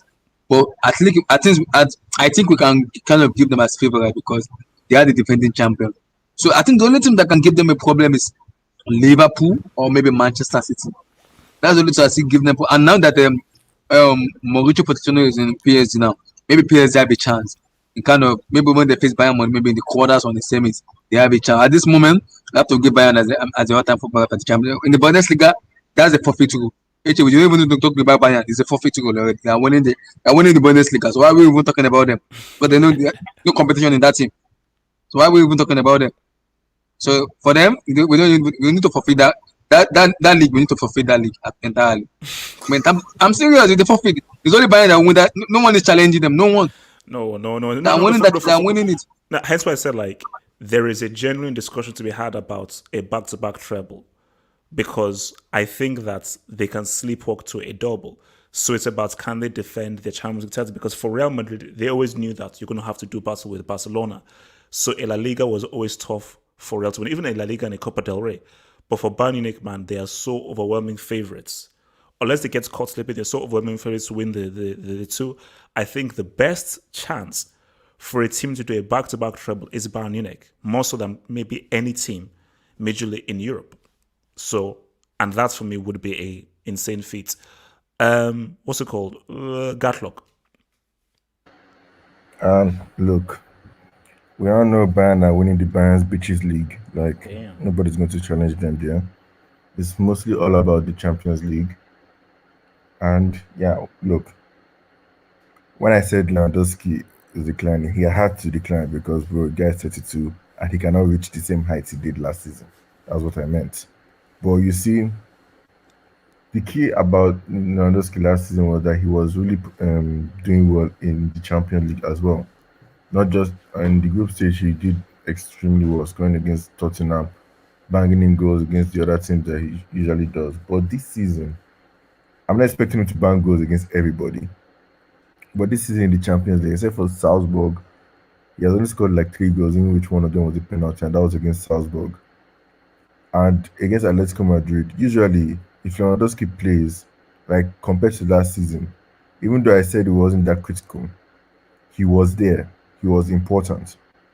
But against Atletico, I did not really see him that much. And against the other teams as well, he didn't really show up except when he scored. And that's very dangerous because there's more to goal scoring than in Lewandowski, especially in the Champions League. So I'm just hoping he can reignite what he had last season to this season, and that I feel would help Bayern as well. But if he doesn't, then I don't think Bayern would do much this season because let's be honest. Bayern, yeah, they have a high line and whatnot, but I think some people like Liverpool. But what chance do you give them of winning a treble back to back? It depends on the Champions League. Like I told you, nobody in the Bayern's Bitches League is going to challenge them. Nobody is going to challenge them there. In the Cup, it depends if they can actually be. Well, I don't think anybody's going to challenge them there too. So a double is okay for them. They even won a double before they won the treble as well. So it depends on the Champions League. I think they are one of the favorite in Champions League. I can't see anybody really beating them. So it is possible, but the Champions League is still ways away, man. Because quarterfinal, let's be honest, they are beating Lazio. So it's quarterfinals that we'll see how things go. If they can keep their players fit, no many injuries, I feel they can actually do it again. Okay. What's it called? Red Devil.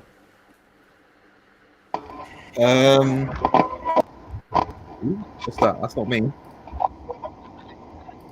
Wait, what are you sure? Okay, yeah, no, yeah. We're good, go for it. So as already been said, they're obviously going to win the Bundesliga. So I think you always respect Nagelsmann. At least he's not seem to be brooking it as Dortmund is. And as far as future coaches go, maybe that's an option for Chelsea Football Club. Who knows, to keep an eye on as far as availability improving players goes.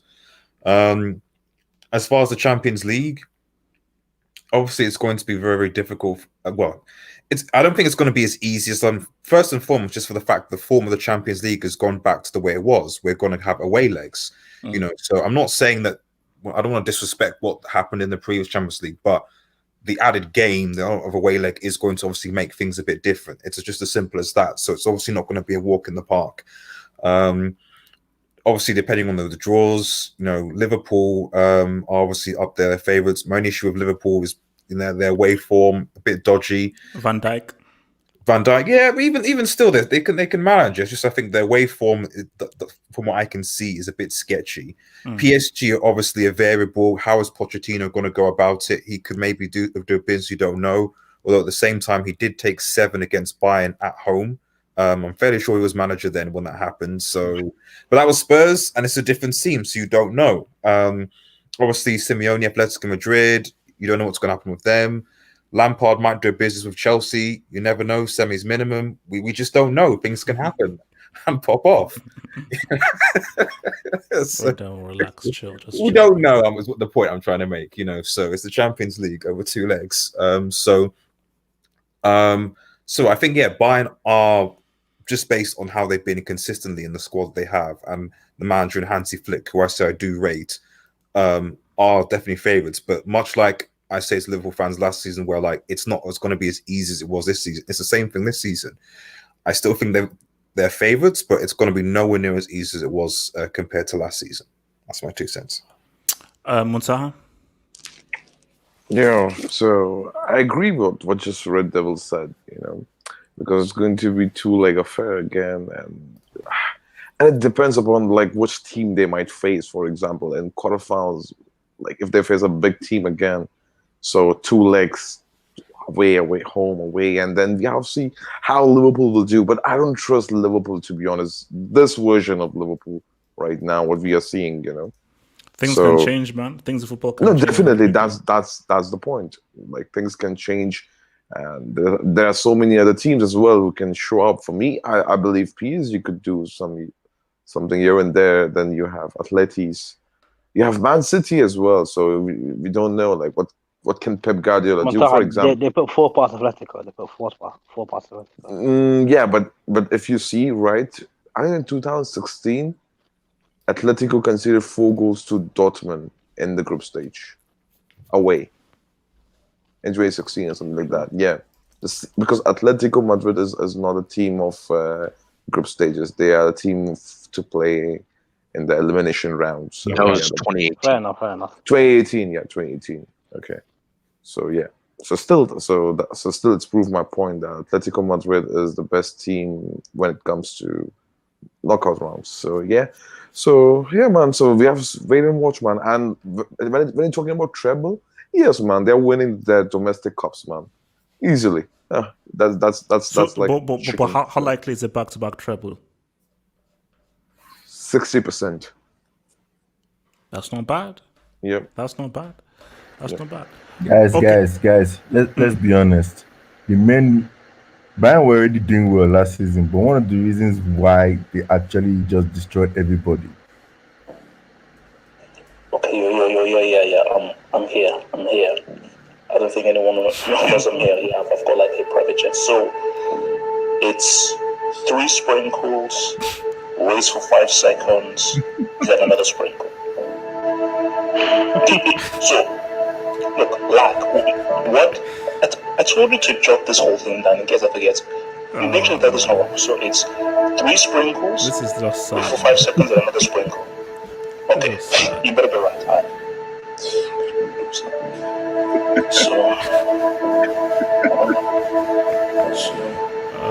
Man. I have to delete these videos, man. Watch the smile at the end. Watch the smile at the end.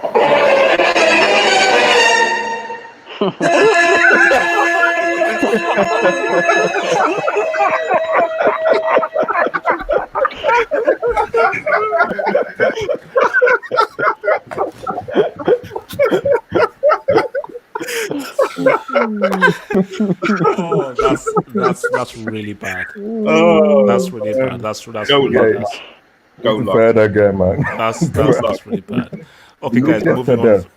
4-1 to Chelsea, 8-2 to Bayern, 3-0 to Lyon. Bro, Okay, look, no. We are swiftly moving on. So, guys, so this is for our main topic right now, and let me just say this right now. This was brought up by Munzaha, and Munzaha claims that he has a very despicable, he has a very weird kind of explanation of his. Robben, Talk about your favorite player, Cristiano, first. why? What about him? Broke Pele record today, bro. yo, HH, why don't we talk about Milan? Yeah, he's the all-time top goal scorer in the history of football. You need to respect that. Had done in the World Cup semi, World Cup final. He is the top goal scorer of all time in football. That's Pele. No, Cristiano passed No, him. he broke Pele's record, by the way. Yeah. If we're gonna talk about Messi, then we gotta talk about Cristiano, or else the fanboys are gonna come for you. Okay, you know what? Okay, why? Okay, let's. So, Cristiano has 458. 758. Joseph Biscan has 758. Bro, we don't know who that is, bro. We don't count this okay, guy. no. So here's my thing right here, and I'm just gonna be very, very fair here and everything. So, Cristiano, well done, congratulations. That is a really cool record and a very commendable record. Personally, for me, it doesn't mean shit to me. You said It means can I land? you said Ziyech was better than CR7. man. He still is. My thing about this is that this stats merchant stuff is a pile of complete crap and nonsense. I only listen to World Cups and Euros. You were never on the pitch in the Euro final. You were never on the pitch in the Euro final. So go and win a Euro while actually doing something in the final. And go win a World Cup while doing something in the World Cup final. That's what I listen to. The reason why I hold Pele up to such a high regard was never about his goals. It's never about his goals. It was about, oh man, he won 2 World Cups. 3, but really 2 World Cups. What he did as a 17-year-old and the way he did it as a 29-year-old. Pele's goal thing, I never gave a damn about that. I don't give a flipping damn how many goals you score. I told you, if you want to do this, bro, Joseph Biscan is the highest goal scorer. Because if you want to get real, you need to score about 500 more to beat Joseph Biscan. So Joseph Biscan is the highest goal scorer of all time. So until you beat Biscan, it doesn't mean anything. So my thing about it is that it's irrelevant, it's pointless, and I don't give a flipping crap about that dumbass milestone. I'm sorry. Hold on, HH. So you don't give a crap about that milestone, but you give a crap about this milestone. Watch it, Hazard or something. 200 million followers. That is incredible. I think when you really pause and think about just how many people have this amazing thing. Mute your mic, man. No.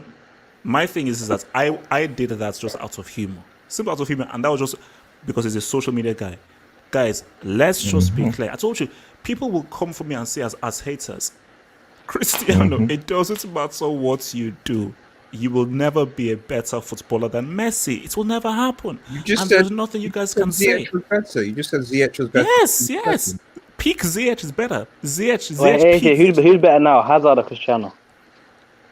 With Zad or Hazard? No, I say Hazard right now. Right now, bro. Hazard is in Class B, so of course not. If we're taking Zad, it's different. But that is great. No. But okay, I don't understand why everyone tries to bring up Hazard. He's been injured for the most part of the last 2 years. Can I just go around the room? Wait, I just want to just go around the room first.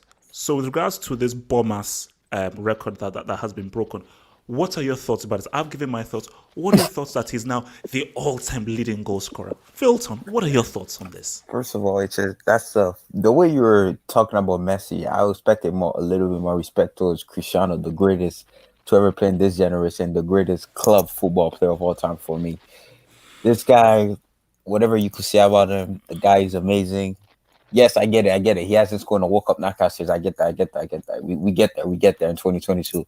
But this guy is amazing, bro. Like this guy is literally is the greatest goal scorer in my personal opinion of all time, bro. Yes. This guy scored the mentality, the desire at this age for this guy to still want to be up top. That's 100%. insane, bro. That's a superb. It's superb. And he broke another record too. This guy's more followed than all the Premier League clubs combined on Instagram. Combined, this guy's way more followed. Like that tells you one guy is bigger than the entire league, bro. That's insane. Like you gotta put some respect on Cristiano. He's bigger than Chelsea Football Club, bro. You know how insane that is, bro. Yeah. Put some respect on Cristiano, bro. The greatest club football player to ever play this game. The greatest player to play in this generation. You should be honored that you're living in this generation with Cristiano, bro. The guy's just insane. If you had a player like that, bro. Wait, Wilton, how many World Cups does he have? No, Wilton, how many World Cups does he have? Okay, there we go. How many World Cups does Hazard have? But anyway, World Cup semi. It's a fantastic the World Cup. So there you go. Anyway, it's a fantastic achievement. Like to break Pelé record, it's amazing, bro. Like respect Cristiano, bro. Greatest football player to ever play in this generation. One of the greatest of all time, bro. One of the greatest goal scorers. Respect Salah. The guy has won a World Cup. Respect Salah. What's World Cup that guy? Is Cristiano bigger than Real Madrid? Wait. No, obviously not, bro. Let's just go around the room, please. Let's go everyone go. So what's it called? Hassan, talk to me, man. Congrats. That's all I gotta say. Thank you. Eric. It's an impressive record, but Messi is still better. Cassius. I said the same thing when we spoke about Messi's record for most goals for a single club. I said that it's a formality. I'm not surprised by these records because these guys have been consistently playing at a high level for many years. It's a commendable achievement, of course, but this is a formality for me. I don't think talking about it right after he breaks it means there's no difference. You could have said the same. You could have praised Cristiano the same a week ago because it was a formality that he was going to break this record. So I think Cristiano is a great player, and that doesn't change just because he has this record. All right. AB. Thoughts on this? Isn't that AR? Oh, sorry, AR. Thoughts on the Cristiano's milestone? Eye test. Yeah. Oh yeah.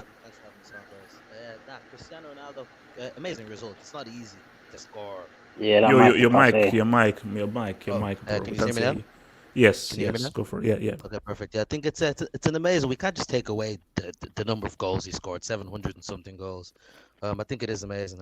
It's amazing achievement. Do I put him higher than Pele on the eye test? No, because Pele is a legendary figure. But he's Real Madrid's all-time. How many games of Pele? Let's Please.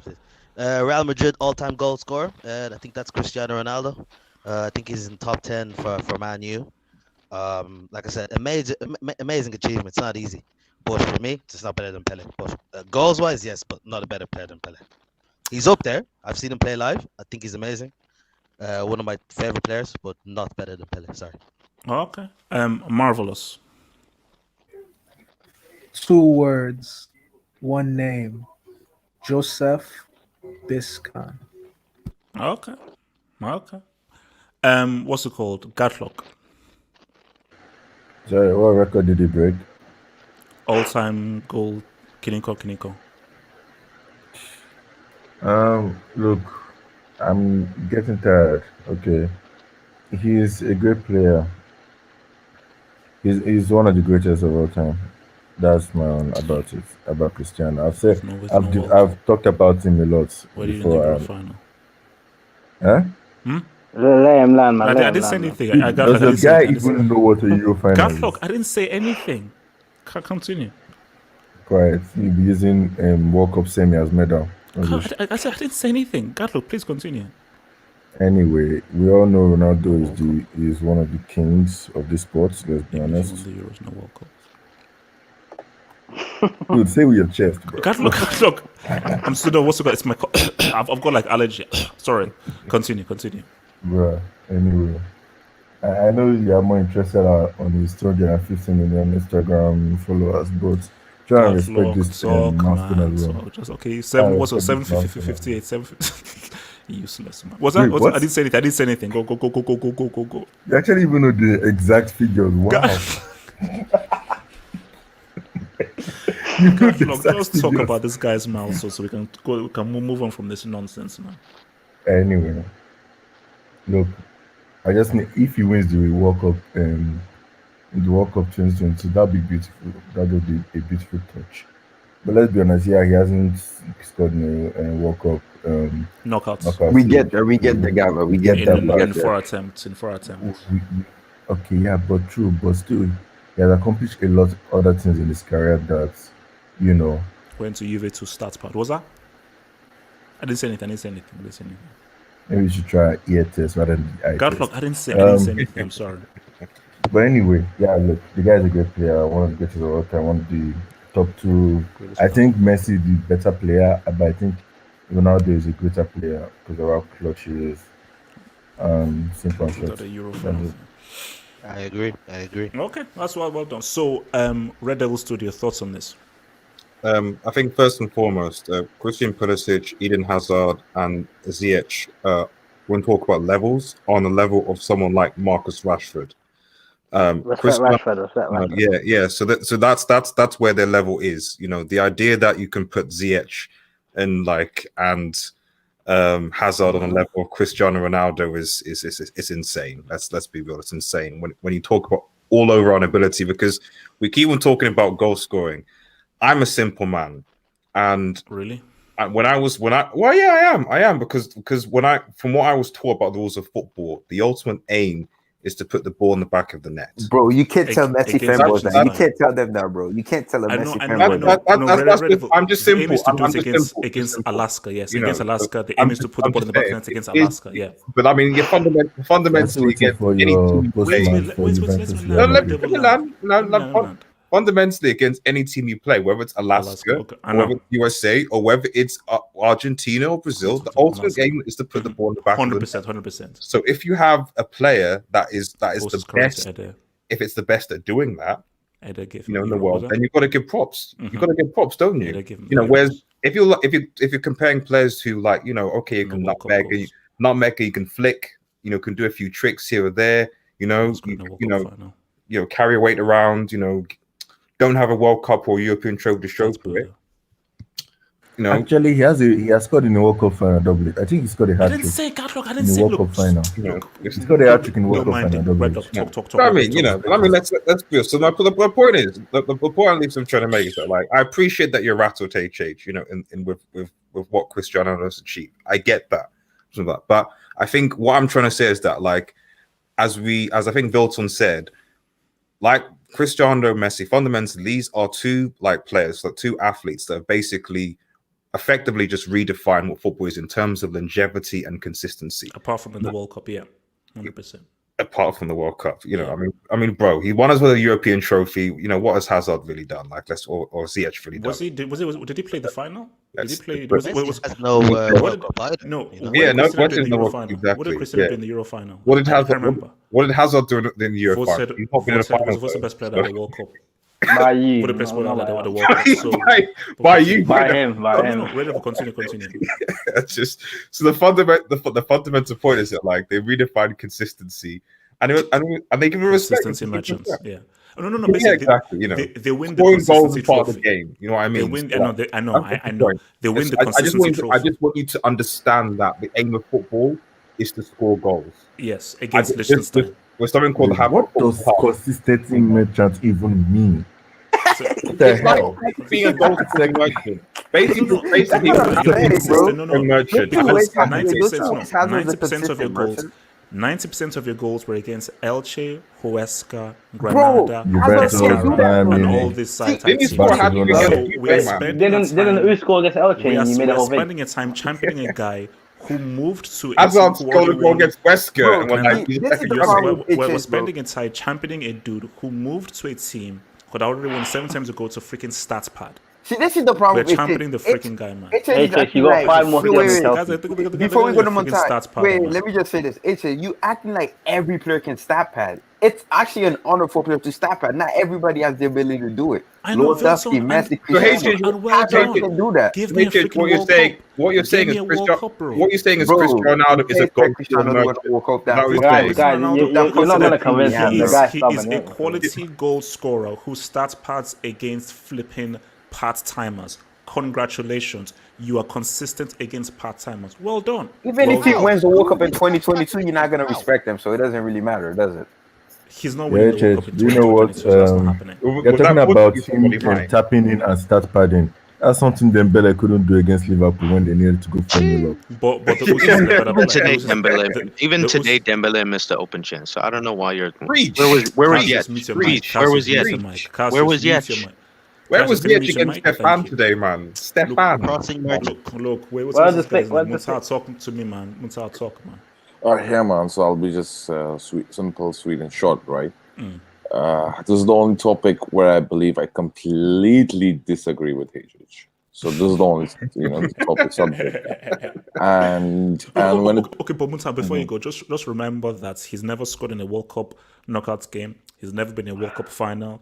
When he had a team that defended the Euros, he got bounced out by Edison Cavani, and he did not do anything in the Euro final to help them win the Euros. Go. Bro, he won the World Cup. Have you forgotten that? He scored a hat-trick in the World Cup. World Cup knockout. No, I'm talking about a hat-trick in the World Cup final. Someone in the live chat just said Cristiano Ronaldo's going to score in the 92nd minute against Nigeria in the World Cup final. No offense, but Nigeria not even reaching the World Cup quarters. Gatlock, mute your bloody mic right now. Muntah, talk, man. Talk. Yeah, man. So, when was the last time Portugal won any international trophy without Ronaldo? Defending Euro champions. Without expected Ronaldo. to be to Uruguay. No, but without Ronaldo. Why we did the defending Let him land, No, Muntah, okay, I'll ask you. Without Ronaldo, yes, they never won anything. But Muntah, what did he do in the final? Please tell me what he did in the final. No, can I ask the question? No. The competition. No. Is the competition one match or accumulation of matches? Fair. Muntah, he had the same amount of goals as Nani. 3 goals. The top goal scorer of the whole tournament was Griezmann. Wait. How much did Cristiano contribute really? They shouldn't even have gotten to the final. They finished third in there. Wait. Muntah, talk. I told you, I've got response to anything you can throw at me. Please talk. Okay. What's your birthday? Hey, let him talk, man. Let's go now talk. Where was Portugal's defense against Hungary, in the group stage? Where was Portugal's defense against Hungary? So it wasn't there, but it ended 3-3. It ended 3-3. Yeah, and pretty much who carried them in that game? In that game, it was Cristiano. Yeah, and even against Croatia, remember the guy? What's his name? Yes, Quaresma scored the winning goal. Yeah. Okay, whose shot was that on goal? And who got the deflection and like goalkeepers? Wait. Quaresma. It was Charisma, but it was fortunate. It was fortunate because Cristiano was like about to score that. He scored that. All that matters is who got the final No. shot. The point is, the point is, without Ronaldo, forget about winning the games or winning the tournament. They're not reaching final. That's the reality. Okay, but I can say that without Pepe or Ede, they don't win the damn trophy. I disagree because they were conceding tons of goals as well in the group stage. But Muntah, who scored? I know Ronaldo's missed penalty in the group stage. I remember simply, but if you see that defensively, Portugal defense was ass in the group stage. You know, HH, the best thing that happened in that final for you is actually that Cristiano got injured. Because imagine, using your logic, he stayed on and he was the one that scored that goal. Oh my God! So you kind of have to be careful what you wish for. But at the end of the day, is that ifs, buts, what ifs. The fact of the matter is that the fact that he wasn't the one that got them over the line in the final means that Euro doesn't count. He still hasn't won an international trophy fully. I'm sorry, I don't count it. So anyways, let me complete. If Mbappe didn't score in a CL final, if CL doesn't count. Is John Terry a CL winner? He's a CL winner. Guys, there is nothing. What about nothing you can say. Okay, let me finish. I'm holding to this until the end. Let me finish. Yeah. So when it comes to Ronaldo, this guy's beyond legend, bro. Beyond legendary status. Oh, beyond legend without the World Cup, but continue. Please continue. Yeah.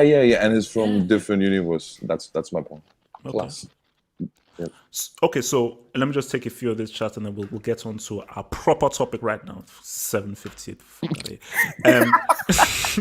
Here's a good super chat. To Dario, what it says, at HH, Hazard is worse than Bale. Oh, facts. At least Bale made an impact at the times where he was. How can you compare Bale with Hazard? Bro, how could you compare Bale with Hazard? Bale with Hazard Hazard? in the head, bro. Bro, did you watch Bale first season at Real Madrid, bro? Bro, Can I respond? Yeah. Oh my God, bro. To Dario 123. Bro, this guy's got the greatest goal in that. To Dario 123. Has Bale ever been voted best player at the World Cup? By Has he you, ever no. bowled in a World Cup semi?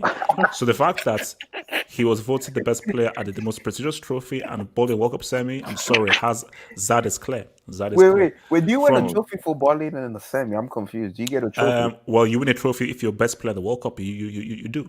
So from David Cote, who says, we talk about goals, but Cristiano assist number is insane. Yeah, show them to me. Freaking stats merchants, man.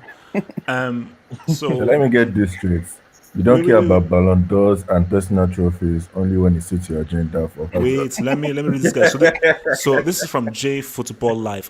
Last I checked, the ultimate goal in football is to score goals, right? Yep. Or is the goal based on participation awards? HH, my dear friend, the fact of the matter is this: the goal is to score goals. Yep. But I will then show you what level. Who are you scoring the goals against? Who are you scoring the goals for? Juventus have left his goals that he's scoring for Juventus in Serie means nothing to me. It means nothing to me because it's called Dod. Champions League. It's called Dod. How many knockouts? It's called Dod. No. It's called Dod. How many knockout stage goals does Hazard have? Let me land. Can I land? One, I guess. It's called the Dod degree of difficulty. You don't pass the Dod test playing for UV in Syria. None of those goals count. You scored. Who did you play in the Euro semis? Wales. That doesn't count. If you had scored those goals against France, you fail. Cristiano, you are one of the worst failures at a Dod. The degree of difficulty is freaking pathetic. Man. This is untrue. What Dod has Hazard done? Your logic doesn't work because Okay, ask me. That World Cup 2018 that you said that Hazard was the best player in, where did the goals and assists? Where did he get? Where did they against? Based on his influence on the team and the eye test, Eden Hazard was by far the best player at that World Cup. No, you didn't answer my question. I said who were they against? I don't give a shit about the stupid eye test. The goals who were they against? It's about influence on the team. It's about influence in the team. Madrid was the best at the World Cup, bro. I can tell you. Don't you it was against Japan. Don't put Cristiano in Panama. Don't put Zad in the same level as Cristiano. That's what I'm saying. Zad is clear. Zad is clear. No. For Cristiano. Rashford's left. Can I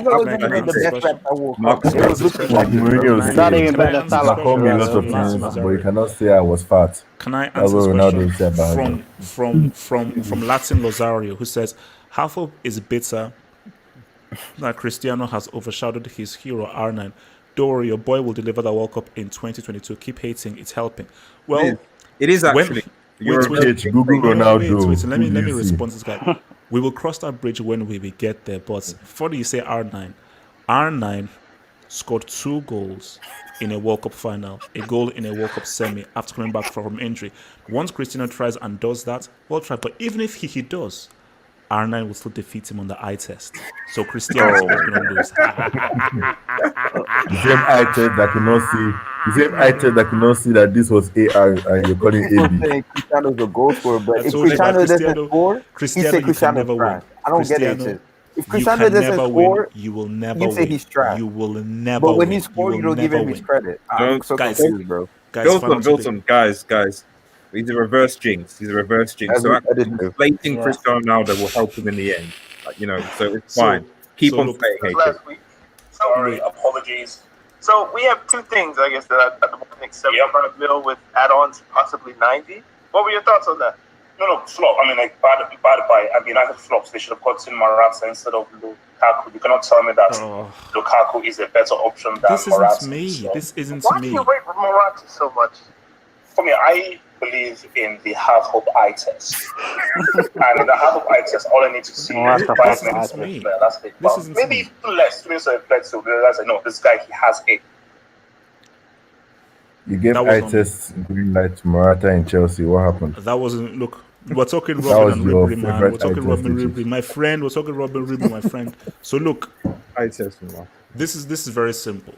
Ribery against Robben. Ribery, I respect him. He was robbed of a Ballon d'Or by, yes, you guessed it, Cristiano. Cristiano. Yeah, idol. And he is definitely one of the best wingers of the generation. This is an embarrassing comparison, and this isn't even a comparison. Yeah, you're right. Shouldn't Robben, have Ribery to we're Robben. talking about the greatest inside forward of all time. Oh, We're no, talking no, about no, a guy- relax, Hey, man, relax. can I? HH, come on. Robben We're is the talking- kind of player that Can I this is land? Not his even, ultimate not even better win. than Salah. Not even better than Salah. Can I land? So we're talking about the greatest inside forward of all time.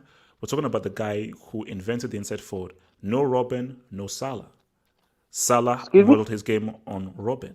So every inside forward that exists today owes their career to Robben because Robben created and invented the foundation of the inside forward. So I find this thing embarrassing and quite frankly stupid that anybody would even try and compare Frank Ribery, who is pretty good winger, to arguably one of the greatest players of all time.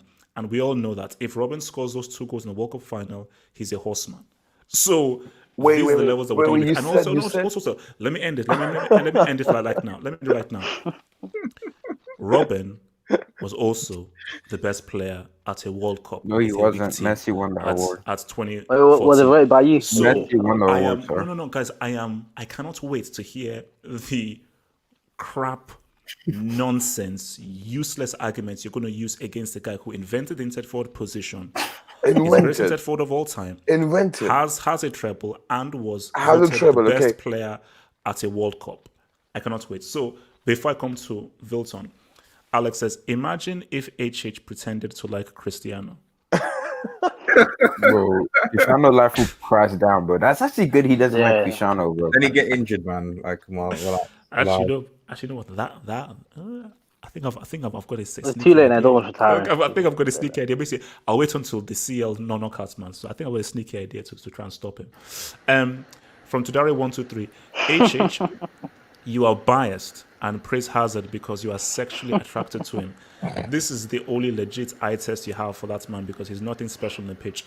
Tudare123, Well done, I know it Well pains done. you. Wait, can I just wait? Well done. I know it pains you, but deal with it. Zad has always been better than Cristiano. Zad has always been clear of Cristiano. Zad is top 3. This is my opinion. It's not my Confessing opinion. your love, It's a declaring cold it. hard fact. It's a cold hard fact. Go cry to someone else. Cristiano will never be in the same category and it's never in the same breath. HH, as why Zad. should we trust Always your will eye be. test when you're actually in the Can I- big academy right now? Can I? David Cote says, if Messi goes to PSG, does he take the number 10? No. Neymar still has the number 10 because Messi is in Neymar's class in 2021. So Vilton, Robben, Ribery, what are you going with? Bro, I'm going with Ribery. Ribery is the better player. No, hold up. Vilton, Well done, Wilton, Vilton, well done. I'll ask it again. No, Vilton, maybe. Thank you. Wilton knows Vilton, footy, man. Vilton, who is the better player? I didn't say that. Ribery is the better player. It's not even close.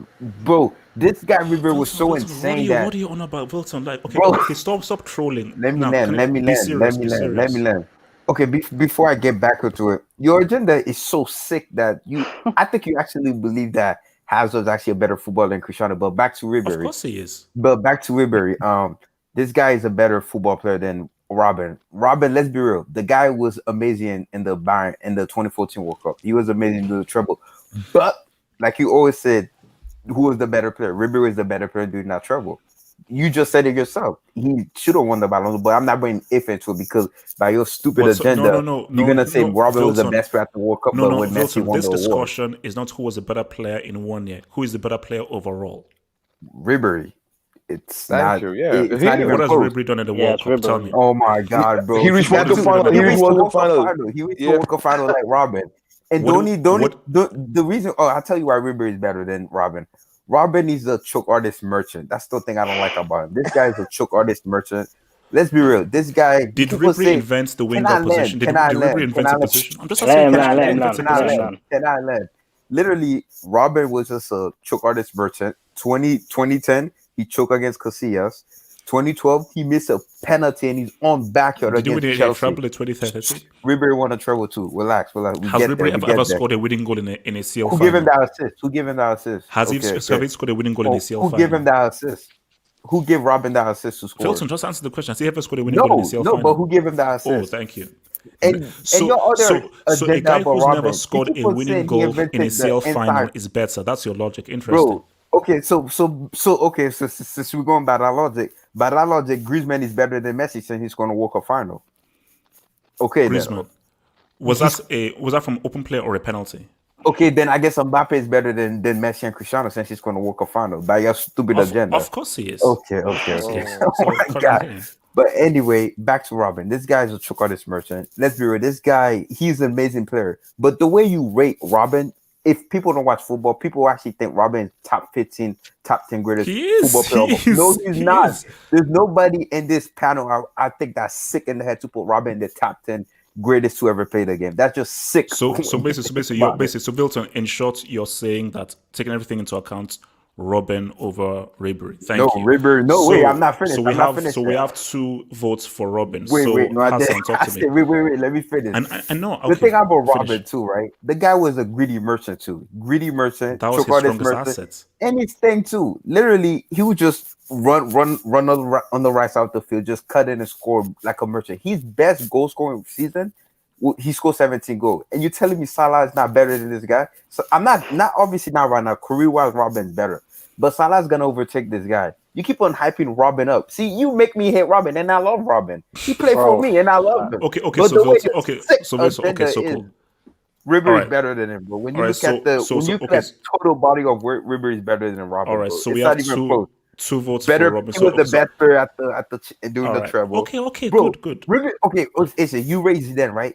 Ribery was so insane that everybody thought Ribery was the next Zidane, bro. That's how highly this guy was, bro. If it wasn't for the injury, this guy could have been up next. The guy that you keep on praising is a choke artist merchant, and I don't know why you can't get that. Vilton, you've talked. So we have 2 votes for us. So I say Robben, Vilton says Robben. So we have 2 votes for Robben. So Hassan, talk to me. Hassan, talk to me. Bro. Before I ask, let me ask 2 questions. What score did Robben get on that eye test?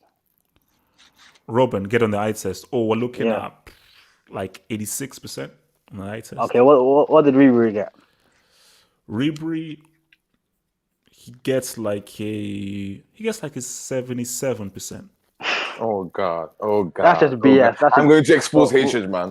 Oh my God. Robben is the most wonderful player I've ever seen, bro. Listen, you said Robben won a treble. Who was the best player that year? Who was the best player? Ribery. Can I respond? Hassan, can I respond? Come on, you can't. Okay, you can't. Right. You're gonna wait. I mean, Robben, just like Wilson said, he's a choke artist. He flopped in a 2010 World Cup final. Vilton, you've already talked. We already know Salah's chasing him down, so HH is scared about that. But Ribery had always been a better player. Two-footed. He two-footed. Robben's one-footed, like he always complained about Salah. Who gave Salah life? Who gave birth to Salah? Robben. His mother. When? Allegedly. Yeah, allegedly. I mean, listen, Ribery has always been better than Robben. You just keep... Listen, I like Robben, but stop hyping the guy up, please. Hassan, please. No. Okay, Hassan, in all honesty, does anybody talk about Ribery as one of the greatest players of all time? No. Robben is talk about Robben like that. The conversation. Players, you know that, right? Okay, guys, I will show you the article where he talks about it. I'll show you that. Well, Robben wasn't even the best player on his team. Hits players, man. Wait, okay, Hassan. So basically, you're saying can you Robben. Please stop? I'm saying Ribery. So stop hyping on Robben, please. All right. So we have 3 for Robben right now. So Actually, for Eric, Ribery. so Eric, talk to me. Robin or Ribery? You guys are haters, man. Before I talk about that, What? I would like to say that I think there's definitely a difference between technical ability and being an actual good player. You know, there's a difference between your technical ability and how good you are. Cristiano is clear of hazard. I'm a Chelsea supporter. We know but that. We know that. That's it's very, yeah, it's No, clear. we don't. No, we don't, man. We don't know that. You can't tell me Hazard's better because he's dribbling or He's better. Look, my friend is better, man. That's not really, you know. And it's interesting how you disregard goal scoring when that's supposed to be the hardest against thing to Alaska. do in No, football. against Alaska, I do. Against Alaska, I do. It's not just them though. He scores against everybody. So. But most of them are penalties and against part timers. But continue. But against Wesker, you start jacking Let off. him land, man. Let this guy land. Let this guy land. Yes, it's very clear that Ribery is, if you are actually using the eye test, and maybe if you're not wearing shades all the time, it's easy to see that Ribery is the better player. If I was a defender, this guy is asleep. Eric, I finish your point, my friend. But I watch your mouth, my friend. Trying to insult my shades. Man, the guy uses eye test. Why That you clock use the shows me equipment some that mind, blind my friend. guys Talk, use? Eric, talk, man. no, I'm just being honest. You know, if My I was a friend, defender, Ribery or I would- Robben, man. Ribery or Robben. yeah, I would much prefer to play against Robben than Ribery. Ribery was very. Oh really? Oh no! Yes, Oh yes. really? You would much rather? Oh Yes, I yeah, would love yeah. to see you stop Robben, who has literally the most unstoppable move in four ball. Do you know what that? How would you rather play against a guy who literally has the most unstoppable move of four, where you know what he's going to do, but you can stop it? How many goals? has Ribery Robin scored? was one trick pony, man. How many? Robin was one How trick many? pony. Munta, it's not your time to speak. How many goals has Ribery scored? Does Ribery have an unstoppable move? So we're using goals now. We're using goals now to back our narrative. Eric, can I answer my question? We're using goals to back our Guys, narrative now. can I ask Eric a question? Eric, has Ribery ever invented a position? Yes or no? Has Can I ask the question? Robben He ever? has now. We made it one now. Neither Yeah. Robin. Eric, can I answer the Neither question?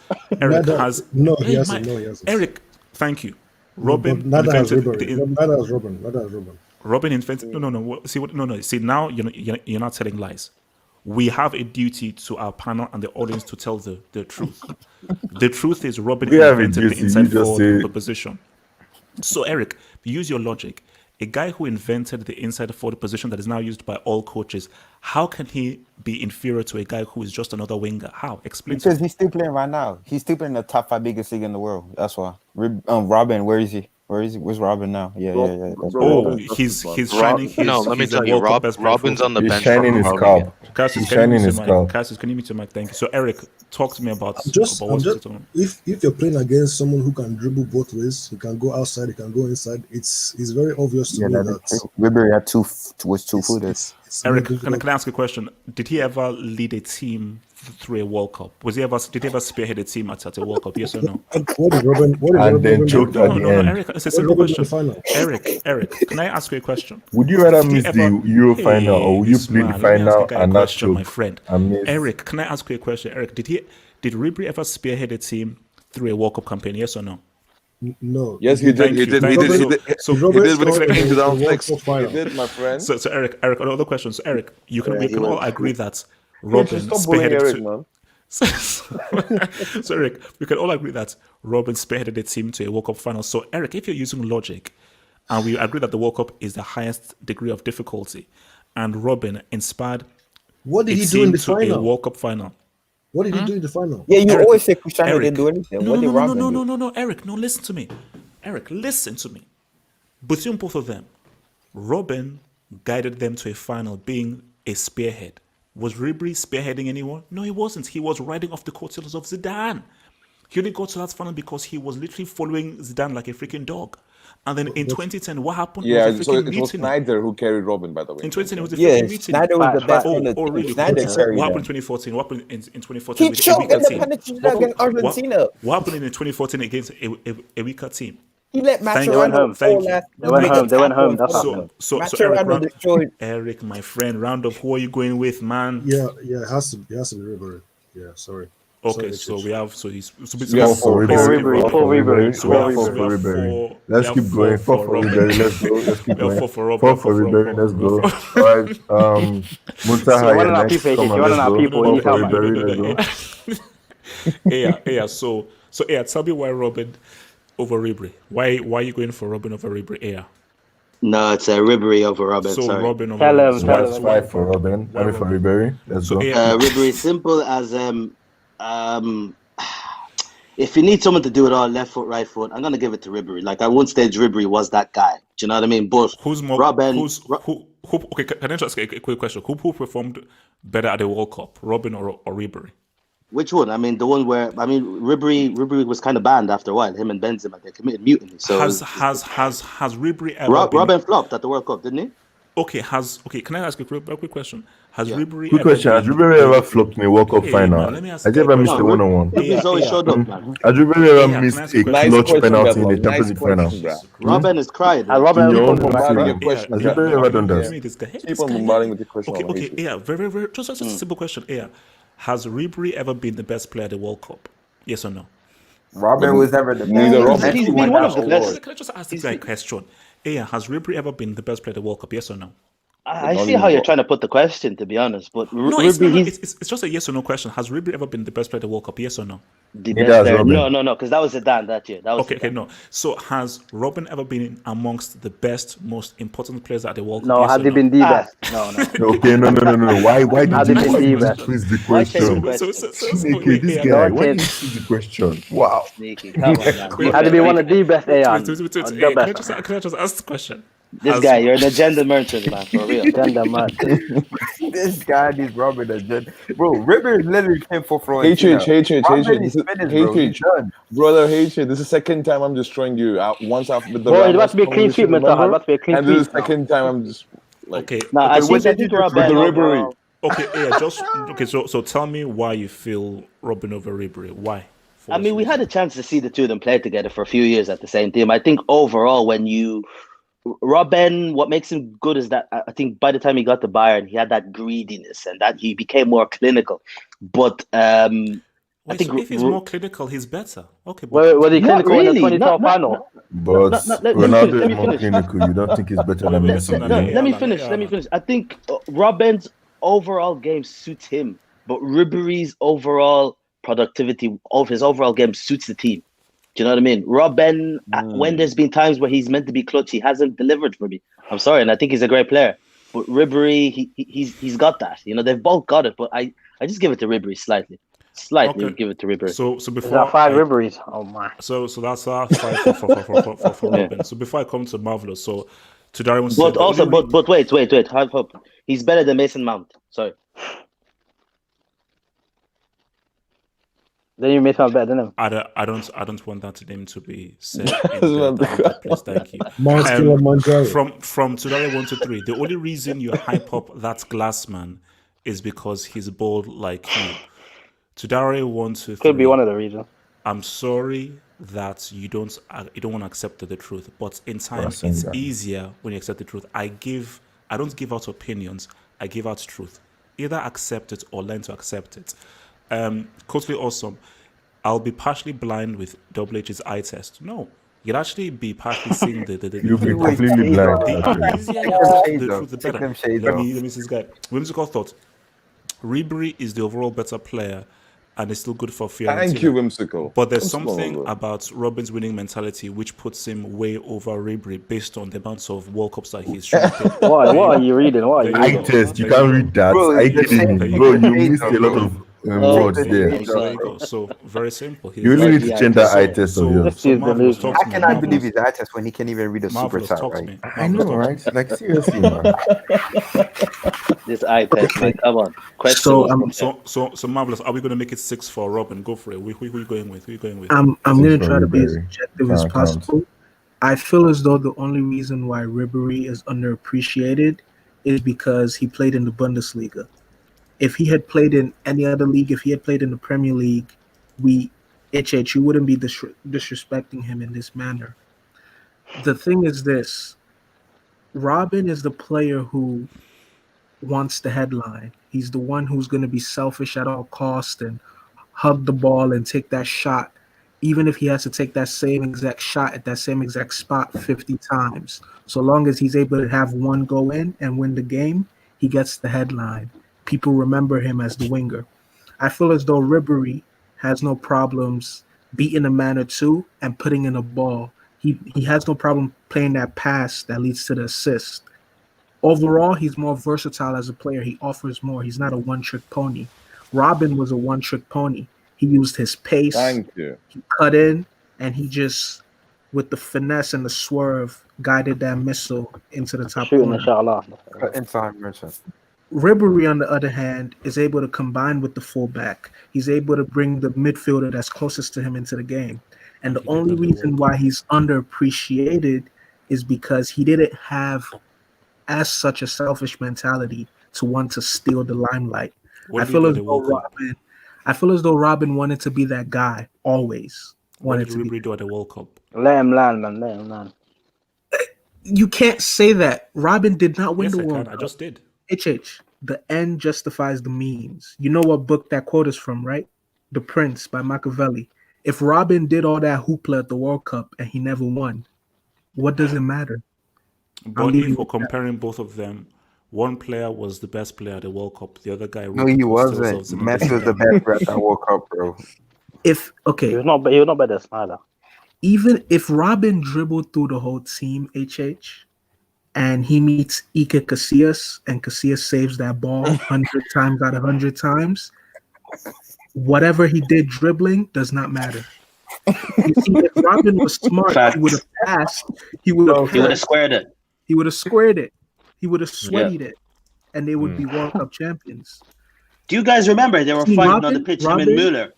Robben is a passion merchant. He's a selfish merchant. But no, to be serious though, I prefer Ribery, but here's why. I would much rather have a player who is dynamic and can give me more, as opposed to a player that's predictable. The thing though with Robben is, even though you know what he was gonna do, he still did it anyway. But plus marvelous. Simple question: Who's better? Robben or Ribery overall? Yeah, my preference is Ribery. In my eyes, I don't care about your preference. Who's the Ribery is better. In my eyes, Ribery is better. In my eyes, you have 7 in a row now. Oh my god. So I have 6 for Robben. We have 6 for Robben. So Cassius, are we going to make it 7 for Robben? Bro, we're winning 6. So we're going to make it 7 for Robben, Cassius. Oh my goodness. Bro, you know what's crazy, we're going to make it 7-0, of course. We're going to make it 7-0. First, before I go into my main argument, I just would like to ask, since you're like the main Robben fanboy, can you tell me his trajectory, the clubs he's played for and the time he's been at those clubs? Robben. Where he started in Holland and then where he got to. He won a treble at Bayern Munich. He guided Holland in 2010. No, but which club did he debut at? What was his next club? Cassius, I'm answering your question. He guided after up to 2012, one of the best comebacks in history, was guiding Bayern Munich to a treble. And people said, bro, I didn't ask for that. I asked you, where did he start at and where did he go to? What was his first club? Can you please tell me? Some club. All right, so you can't answer the question. I don't know why you stick up for this man so much. Look, I'm seeing a big parallel between. No. I let you speak and you didn't give me anything. I let you speak and you didn't give me any substance. Okay, look, I'm seeing a big parallel between a player that played at Chelsea and then went to Real Madrid and has done nothing in 2 seasons and has been injury prone. Hazard and Robben. I mean, I can kind of understand why you like these players. I don't know what it is exactly about these players, but the player that goes from Chelsea to Real Madrid and does nothing in 2 seasons, I guess that's the type of player that you like. Robben is a player that has a lot of quantity. I totally agree with Marvelous's point that, Ribery, if Ribery played in either England or Spain or with tribalistic fans, I think he would be much more highly regarded. But Robben was able to do that and Ribery wasn't. So I think that's why, in terms of what's a bigger name, I think Robben is a bigger name. But when we're actually going into football, I think it's clear that Ribery is a better player. You look at what he did for France in the 2006 World Cup. It wasn't all Zidane like a lot of people want to say. In the round of 16 against Spain, Ribery was the one that led their comeback because they were losing that game, and Ribery scored the equalizer in that So he did more than round of Robben in 16. 2010 and In 2014. 2009, like when Ribery joined Bayern Munich weren't the Bayern Munich that we know. In Ribery's first season, they played in the UEFA Cup. Like they weren't even in the Champions League. And Ribery, he wanted to leave, but he stuck with them. He scored a great goal against Barcelona in 2009. He still stuck with them, and then look what happened after. The next decade at Bayern has been amazing. You look at even in a losing effort against Borussia Dortmund, he scored a fantastic goal with his left foot, something that I don't think Robben will be able to do. Who scored the with his winning weak goal foot. against Dortmund So, in the 2013 final? So look, I already said it. I gave you a chance to speak and you didn't say anything. So please stop with these pecking arguments that don't mean anything. These repetitive junk. Let me just round off with, we already spoke about Ribery this season when he had a great performance against Inter Milan in San Siro.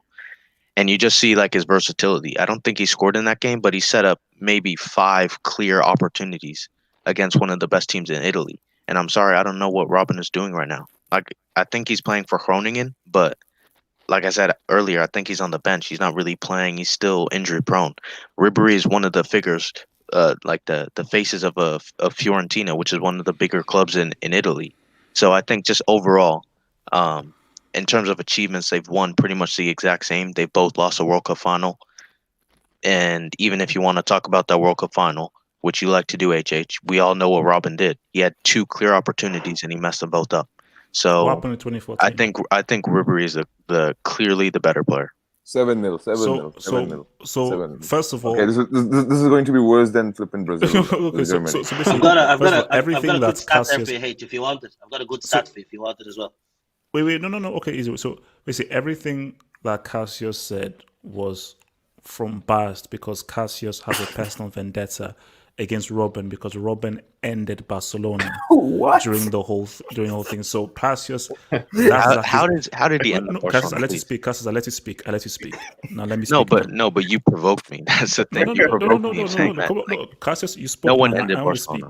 Speak. So Cassius, who has constantly told me personally that he doesn't like Robben for one reason or another, and he personally dislikes him, has a personal hatred for him. So guys, don't take anything he says for truth because it's coming from a place of personal hate. So because of that, I'm using that as a dub for Robben. So we're now at 7 for Robben. Now let's see right now. So Gatlo, can you give me 8? YouTube. I just typed into YouTube "Have Hope Football Hut Ribery," and one of the results is a video that you made on Robben, and the thumbnail is "Robben must never retire." What is? Yeah, no, 100. No, yeah, he will never retire. I told you, my love for Robben knows no bounds, and you guys. I'm like, you guys, you just don't get it. Wait, do you love him because he missed that penalty against Chelsea? Actually, I do. Is that why you like Robben? Because he missed that penalty against Chelsea? Like the absolute disrespect is ridiculous. You don't No, get it. No, answer me this. Do you like Robben because he missed that penalty against Chelsea in the Champions League and helped us to win? I like him because he invented a position. That's why. Gatlo. No. Guys, here's the reason why HH loves Robben. No. Gatlo specifically is he makes snacky. Do you know how many snacky comments he's made about me? Oh yeah, no, it's cool. I'm here for it. I like it. What's this? Where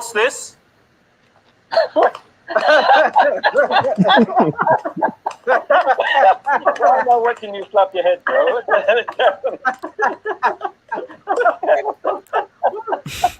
You know what's bad about that? That's exactly the reason why he loves Robben. Let's be honest. Okay, they share that in common. Okay. I see. Yes, you're not right. Okay, man, it's all coming together now. So basically, so Gatlock, you're saying Robben then? All right. I'm saying Ribery, of course. Are you kidding me? I mean, Robben is the kind of player that when you play against, 8-0. it's like when you play all those video what am I saying? All those fighting games that are not that are like simulated superhero games where you actually just played and pick the ultimate move all the time, playing the ultimate move. That's Robben, which is finesse and inshallah. Like that's it. That's mostly his tactic. Let's be honest, man. Guy just clicks ultimate move and that's it. Nothing exciting, nothing else. I mean, you can have 99 on one move and 0 on the rest. Gatlock, It's has like Daniel Ribery James ever plays been and the best nothing. player at the World Cup? Yes or no? Can I ask you a Gatlock, question? No. I asked you a question. Okay, First. let's do Has this. Ribery, You ask me a question and I ask you a question. And if you do not answer, okay, I will answer. So ask me a question. Yeah, ask me. Has Ribery ever been viewed as one of the best players at the World Cup? Yes, he was one of the best players in the 06 World Cup. No, One he of. was, okay. Well, okay. He wasn't the You're best, lying. but he was one of the best players in the 06 World Cup. Now you've asked a question. Let me ask you: has Ribery ever missed a one-on-one in a World Cup final in 2010 like Robben did? Yes, and I will check when I find the footage. You will I will check. send Where's you the afterwards. receipts? Double it. I No, will say, I'm no, not waiting for you to basically check. afterwards, I'll Give me the basically- receipt now. We're talking about it answer- now. Never. Well, The if answer you is- cannot give me a receipt in this argument, then that's I 1-0 can't remember. to Okay, my answer is I can't Ribery. remember. You I have cannot to check. remember I have because to it go doesn't into it. exist. Now you ask me a question. Come on, let's go. No, Ribery would have passed all the time. No. Okay, so Gatlock, my thing is this: is that was Robben one of the main reasons why Holland got to the 2010 World Cup final and why they got to the 2014 World Cup semi? Yes or no? He was one of the main reasons. Yes. Thank you. Now, can I ask you a question? No, but did yes. Ribery ever miss a penalty in a crucial game like the Champions League final 2012? Never. It depends. Never. It depends. Never. No, it doesn't Never. depend. No, he never did. He never did. Okay. You have any other question? I have one more question for you. Okay, Sense, ask your last question. Man. Okay, who was the best player in that 2013 treble winning team? Probably the guy who scored the winning goal in the final. because I remember when you said Ribery was robbed. That because during all your Cristiano Ronaldo hatred, you actually said that Ribery was robbed a champion. Okay. My thing a is Ballon okay. d'Or in 2013. Can I answer? Remember? Let me answer. For that 1 year, Ribery was better, but overall, Robben's career and what he has done and his impact on the game is far greater. Because you talk about Dodd, right? You talk about Dodd. This guy was in Chelsea. He didn't do that great. He went to the greatest team in the world in Real Madrid, and he flopped. So he had to go to the Farmers, where he's guaranteed to start bad, just like Cristiano Ronaldo for Juventus that you keep talking about, to start bad in Bayern Munich. And in that team, they didn't even do one. He only scored like 4 goals, and that's it. Okay. No. Let me respond. Gatlock. Gatlock. His Dodd is he invented a position. You invented that picture for him. So the very fact that he invented Where's the a receipt position for that's that? now, Or is it just your blind eye test that told you that? No, it's a fact. Like it's a known. No inside. How come nobody else knows that except for you here? Everyone knows that. Look, You learned that at the academy. Where did you learn this from? Robben in the final to score. Ask him who gave him the assist. No, everyone knows that. So you're telling me there was no 4-3-3 in the 90s? There was no inside forward before Robben. No, there was none. There was none. Zero. None. What was Zero. Thierry Henry? Guy was I know he was a striker, yes, but what other complete striker? Was like a complete clinical thing now. He's a complete striker. Wait, let me hear this guy. So Miss Bination says HH is defending as if he was his dad. No, I'm just defending a guy who is clearly the better player. That's what I'm doing. From Maxim Dragon, if Robben had scored in 2010, this wouldn't be a debate. But he didn't. He didn't. If he scored in 2010, he'd be a horseman. I hate this. If Ribery won the World Cup, he's still the better player. Ribery's a horseman too. If he won the World Wait, Cup, let me bring this guy. Red Devil, talk to me, man. Make it 9. Make it 9 for I'm Robben, gonna agree with HH. You know, I'm gonna give it to Robben. I know. Let me just finish. Let me finish because like let's be real. So it's 1. Let's him land. Let's be real. I can appreciate personally a guy who essentially, as sort of Gatlock kind of paraphrase, is effectively R1 and Inshallah. You know, because that's effectively what Robben is. R1 and Inshallah, like on FIFA game mode, etc. Like, because literally the guy would do the same thing all the time, and people couldn't deal with it.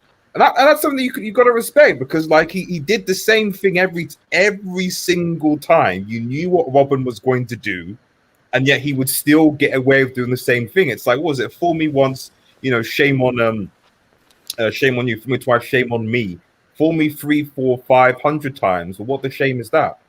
You know what I mean? So there's got to be an element of like respect from the fact that he could basically made his whole career on effectively like a skill move, and still managed to achieve what he achieved. And you said that quote wrong, by the way. It's shame on you.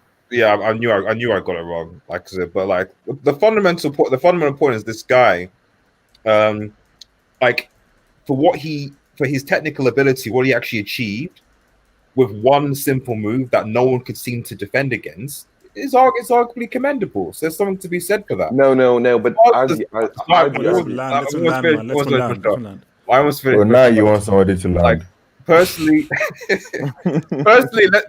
the power. Let's be real, guys. The main reason why Have Hope loves you is that Robben missed a penalty against a brick Chelsea team in a final. That's fundamentally why. Fundamentally, let's be real. That's why. Because there would be no 2012. Chelsea would be an irrelevant football club with no Champions League. That was a big moment. Chelsea won fair and square. Don't call them a brick team. They won fair and square. Yeah, no. Eventually, they won it fair and square. The point I'm trying to make. It's a hater. It's not a hater. The point I'm trying to make is that like that Robben miss was crucial for Chelsea's future going forward. Is the point? Because they wouldn't have won a Champions League otherwise. So I can understand, therefore, why HH. So Red Devil, you're rolling with Robben over Ribery, based on obviously what I've said and the fact that you obviously love him because of what he did for you in the Champions League. Of course, yeah. Okay, so that's 8-2, just like Bayern Barcelona. So 8-1. It's 0. And we're counting HH as well. Out of 10. So Muntaha, please tell us. And also, Muntaha, please don't tell any lies. Please be truthful here. And no, don't worry. Except for you. No, wait. Can I, and also, Muntaha, don't say. Muntaha, as you're saying this, can you please use the World Cup as a perfect example, and can also use big moments as a perfect example? And also, Muntaha, when you're making the arguments, can you also talk about the inside forward position? Thank you. I'll just use only one criteria, that is better player criteria. I don't care because we are using overall the better player, right? Let's do this. Let's do that. Who's better dribbler? Right? You call yourself eye test merchant, huh? You call your eye test guy, yeah. Ribery, far better dribbler. Far better dribbler. Okay, that's one. That's one. No, wait, I'm coming. Who create more chances, by the way? Who create? No, we're not doing that. No, don't do that. No. You can't use that as an attribute. Let's go. Let's go. Yeah. Who create more chances? Far more chances than key passes flipping Ribery have created. Okay? Wait, who has scored more goals, by the way? It's Ribery who scored more goals. Who scored more important goals? Who has scored more important goals? Wait. And I'm coming to that. Okay? Back in 2010, Ribery, okay, he was suspended for the final in 2010. What happened to Robben? Lost the Champions League final, 2010. 2012, Ribery was injured in the extra time and he was subbed off. Who lost on the penalties? Robben. Bayern Munich in penalties. In 2013, Ribery have to be on the pitch to assist Robben and to score that winning goal. By the way, if you watch that game, who assisted Muller for that goal in 2012? Toni Kroos. Yeah. Oh, right. Yeah. So if you see overall, without Ribery, Robben is nothing in Champions. Nothing. His club career is flop. You're telling me the guy who missed tons of penalties, open chances. Wait. Okay, you're comparing with Frank Ribery, bro. This guy has been the best winger in last decade. We're talking about this guy's been one of the top 5 wingers which I have ever seen. Can I respond? Extremely, bro. The way you hype Hazard is not even close to one pubic hair of Ribery. Let me talk. Oh my god. Let him learn. No, let's Red Devil learn. Let him learn. I have questions for you afterwards. So after your save for when it's finished. No. Because we're going to bring up World Cup, right? You want to bring up a World Cup 2010 Snyder against Brazil. That's a lie. Bro, watch Snyder's performance against Brazil. Insane. Robben was nowhere near. Did Okay? Robben score? Wait, Did did you Robben say score in that that game? Snyder Yes or was no? supposed to win the 2010 Ballon d'Or? Did Robben HH? score in that score? Did you say he was supposed to win that? He said he My was supposed to friend, win that. Monta, So basically, the two things used against for Robben in 2013 and can I ask this guy a question? 2010, they're Monta, actually better players. did Imagine Robben that. score in that Brazil game? Yes or no? Robben scored, but who scored the winner? Okay, well, It was- thank you. No, who's the winner? Who scored the Yeah, winner? who scored the Snyder. winner? You keep using Snyder. winner Snyder for scored the winner. 2013. Who scored the Snyder. winner? Snyder scored the winner. Thank you. So what's your by next the way, point? by What's the your way, next by the way, point? let's move. Okay. Okay. Oh my God, bro! Did you saw the Mascherano tackle on flipping Iron Robben? That was easy chance to finish it off. Oh my God! But wait! I'm not bringing Casillas. Bro, two chances he What did missed Robben in do to the Spain? World Cup final against I Casillas. forgot. Two. Who ended Spain's reign? Who ended Spain's reign? Oh, that's group stage. Brazil. How did he end Spain reign when Spain made it to the Brazil. quarterfinal of 2018? No, guys, it's a fact. No, that Robben- Van Persie goal was the goal that did it, man. Brazil ended Spain's reign in the Confederations Cup. And by the way, even Bayern Munich players, right? They didn't even vote for Robben as the best player in 2013. It was Ribery they voted for. Even Neuer voted for Ribery to be the best player. I don't know where. Okay, Robben was good. Always been a one-trick pony. And if he's flopped in one-trick pony, he was nowhere near. He cannot impact game in different varieties, okay? He doesn't have the IQ level of Frank Ribery. Bro, Frank Ribery, oh my God, he's two-footed, like pretty much ambidextrous. What are you talking about? Bro, how many times? Wait. Watch that 7-0. The game you're talking about, right? Barcelona game, right? It's a semi-final, right? In 2-leg 7-0, right? Watch Frank Ribery destroy Dani Alves. Watch Frank Ribery was cutting inside and oh my God, supplementing everything for Muller in that game.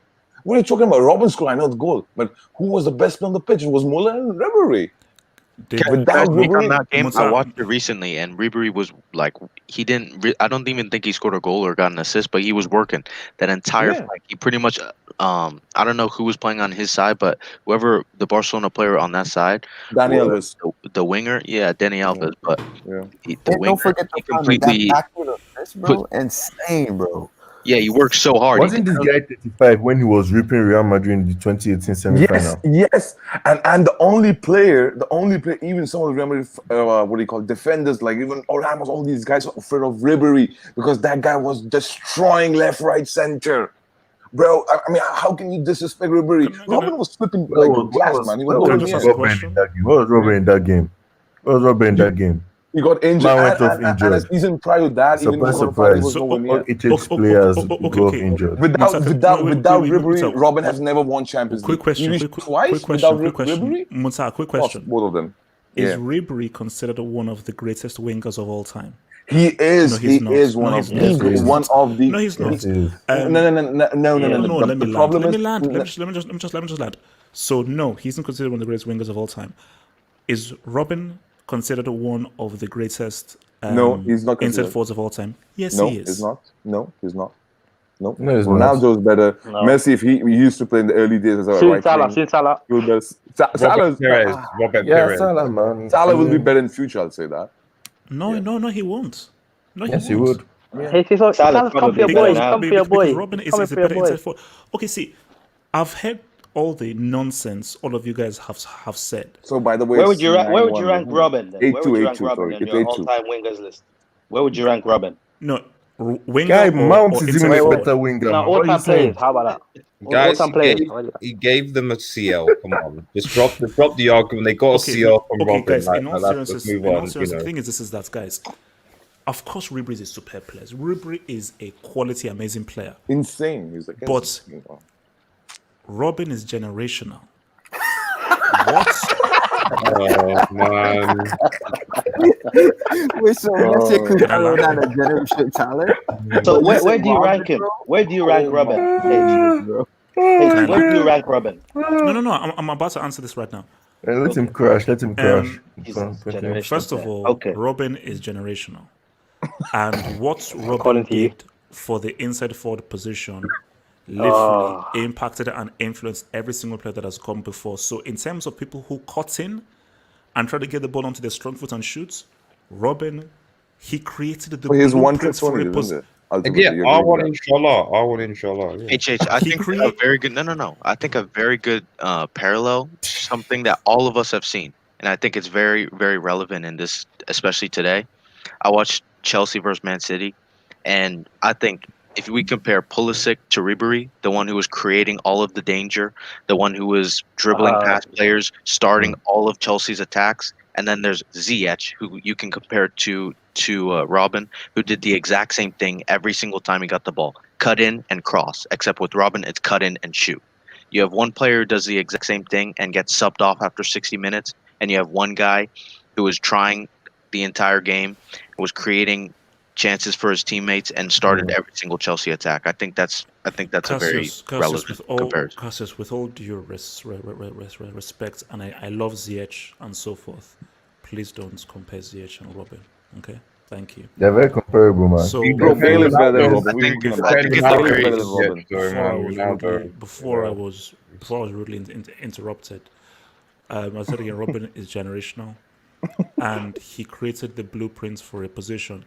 I don't give a damn whether you accept that or not. That's a fact. Okay, that's just a footballing fact. Show me the fact. So you created the best. So my thing is that you guys are trying to tell me a player who has never been the best player at the World Cup, who never carried a team at the World Cup, who never invented or created a position, who isn't seen as one of the most clutch players in history, who isn't seen as an individual who can define a club, is better than this dude. Guys, it makes no sense.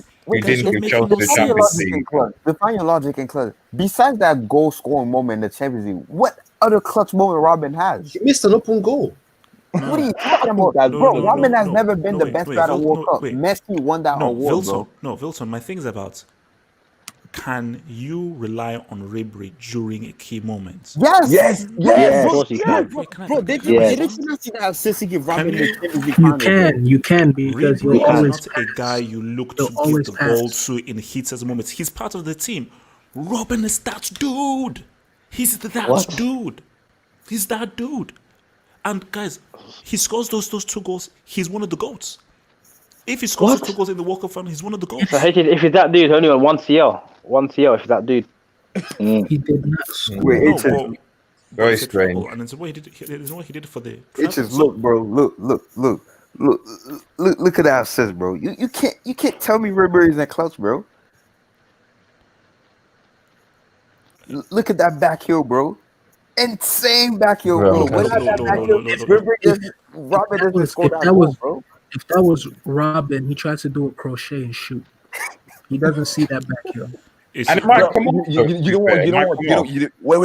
know what? You guys just proved it just now. IQ. Look at the IQ of flipping Ribery. Robben doesn't have that footy IQ. This one has burnt his scalp, but there's no IQ there. Wrong with their access, their vision. So, Whimsy thought, hope, to be honest, I love your persistence. No, it's not persistence, it's just truth. And Abraham Phoenix says, tonight is everybody is against you. No, you see, my thing because is he's wrong. He's wrong. No, my thing is, look. Except for Red Devil, basically. No, basically for me, I won the arguments and so forth. And I think that you lost. When everything was put together. Your brain. Second time you dusted, man. I'm all sticking with the Ribery, there is facts and there's just basically fun, global ball. We know bottom line Robben is better. That's just the fact. Way. We just did this for fun. This was just for entertainment for all of you guys and so forth. Sunday, cool entertainment. But fact is, Ribery is a quality player. So where do you rank him? You didn't tell us where you ranked Robben on your all-time wingers list or inside forward list. Where do you put Robben? Robben is the greatest inside forward of all time. He's not better than Messi. Oh my goodness! Messi better than Cristiano. Forward. Cristiano. I'm confused now. Oh my god! Okay. Gareth Bale. Got it. Gareth Bale. Better than Bill. Yes, better than Bill. What? Better than Salah. Bicycle kick, bro. The greatest. Guys, I'm telling you guys, I did not stutter. Robben is the greatest inside forward of all time. So not winger, inside forward. Not winger, inside forward. He's the greatest inside forward of all time. Yes. So you said winger, huh? So you changed from winger to inside forward. Okay, wait. Hey, where do you rank him as player? As a player, great player of all time. This is a chameleon, man. As a player, Please don't say top 10 or top 15, bro. That's disgusting, bro. Top 100. He could squeeze into top 20. He could squeeze into. Push me. If you push me hard enough, I'd say 15. But just to be fair, I'd say top 20. Top 15. Bro, I said if you push me, I time, said bro. top 20. I said top 20 Oh because look, my goodness, there are bro. because see, do you know what the reason is? It's called impact. Robben's impact and influence is profound because, guys, I'll repeat again, he invented a position. No, he did it, bro. He invented a way to play a position that everybody has copied. Cristiano copied it. Salah And they did it better than him. Bale copied it. You can't be better than the master. You will always be the apprentice. So Cristiano, Bale, and Salah are students of Robben. They copied what Robben did. So because they are copycats, they're not the original. Robben is the original. He is the original inside forward. So if he's the original, he will always be greater than those dudes because he's the original, because he's the inventor. It is what it is. He's the inventor. I don't know, man. I think Messi and those guys played that position as well. I don't know. Damien Duff has better stats than Robben. So from Osasuna says, easy win, Robben. Easy win, Robben. Has Ribery ever carried a team to 2 World Cup semis?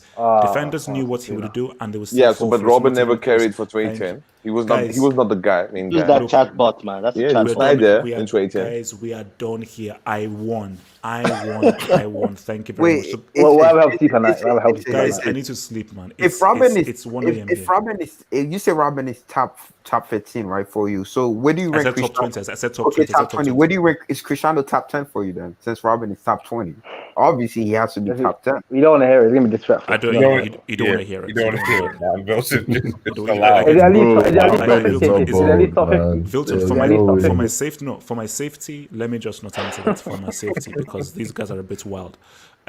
Guys, like the vid, subscribe. And we Thank won you by for 8-2, tuning in. huh?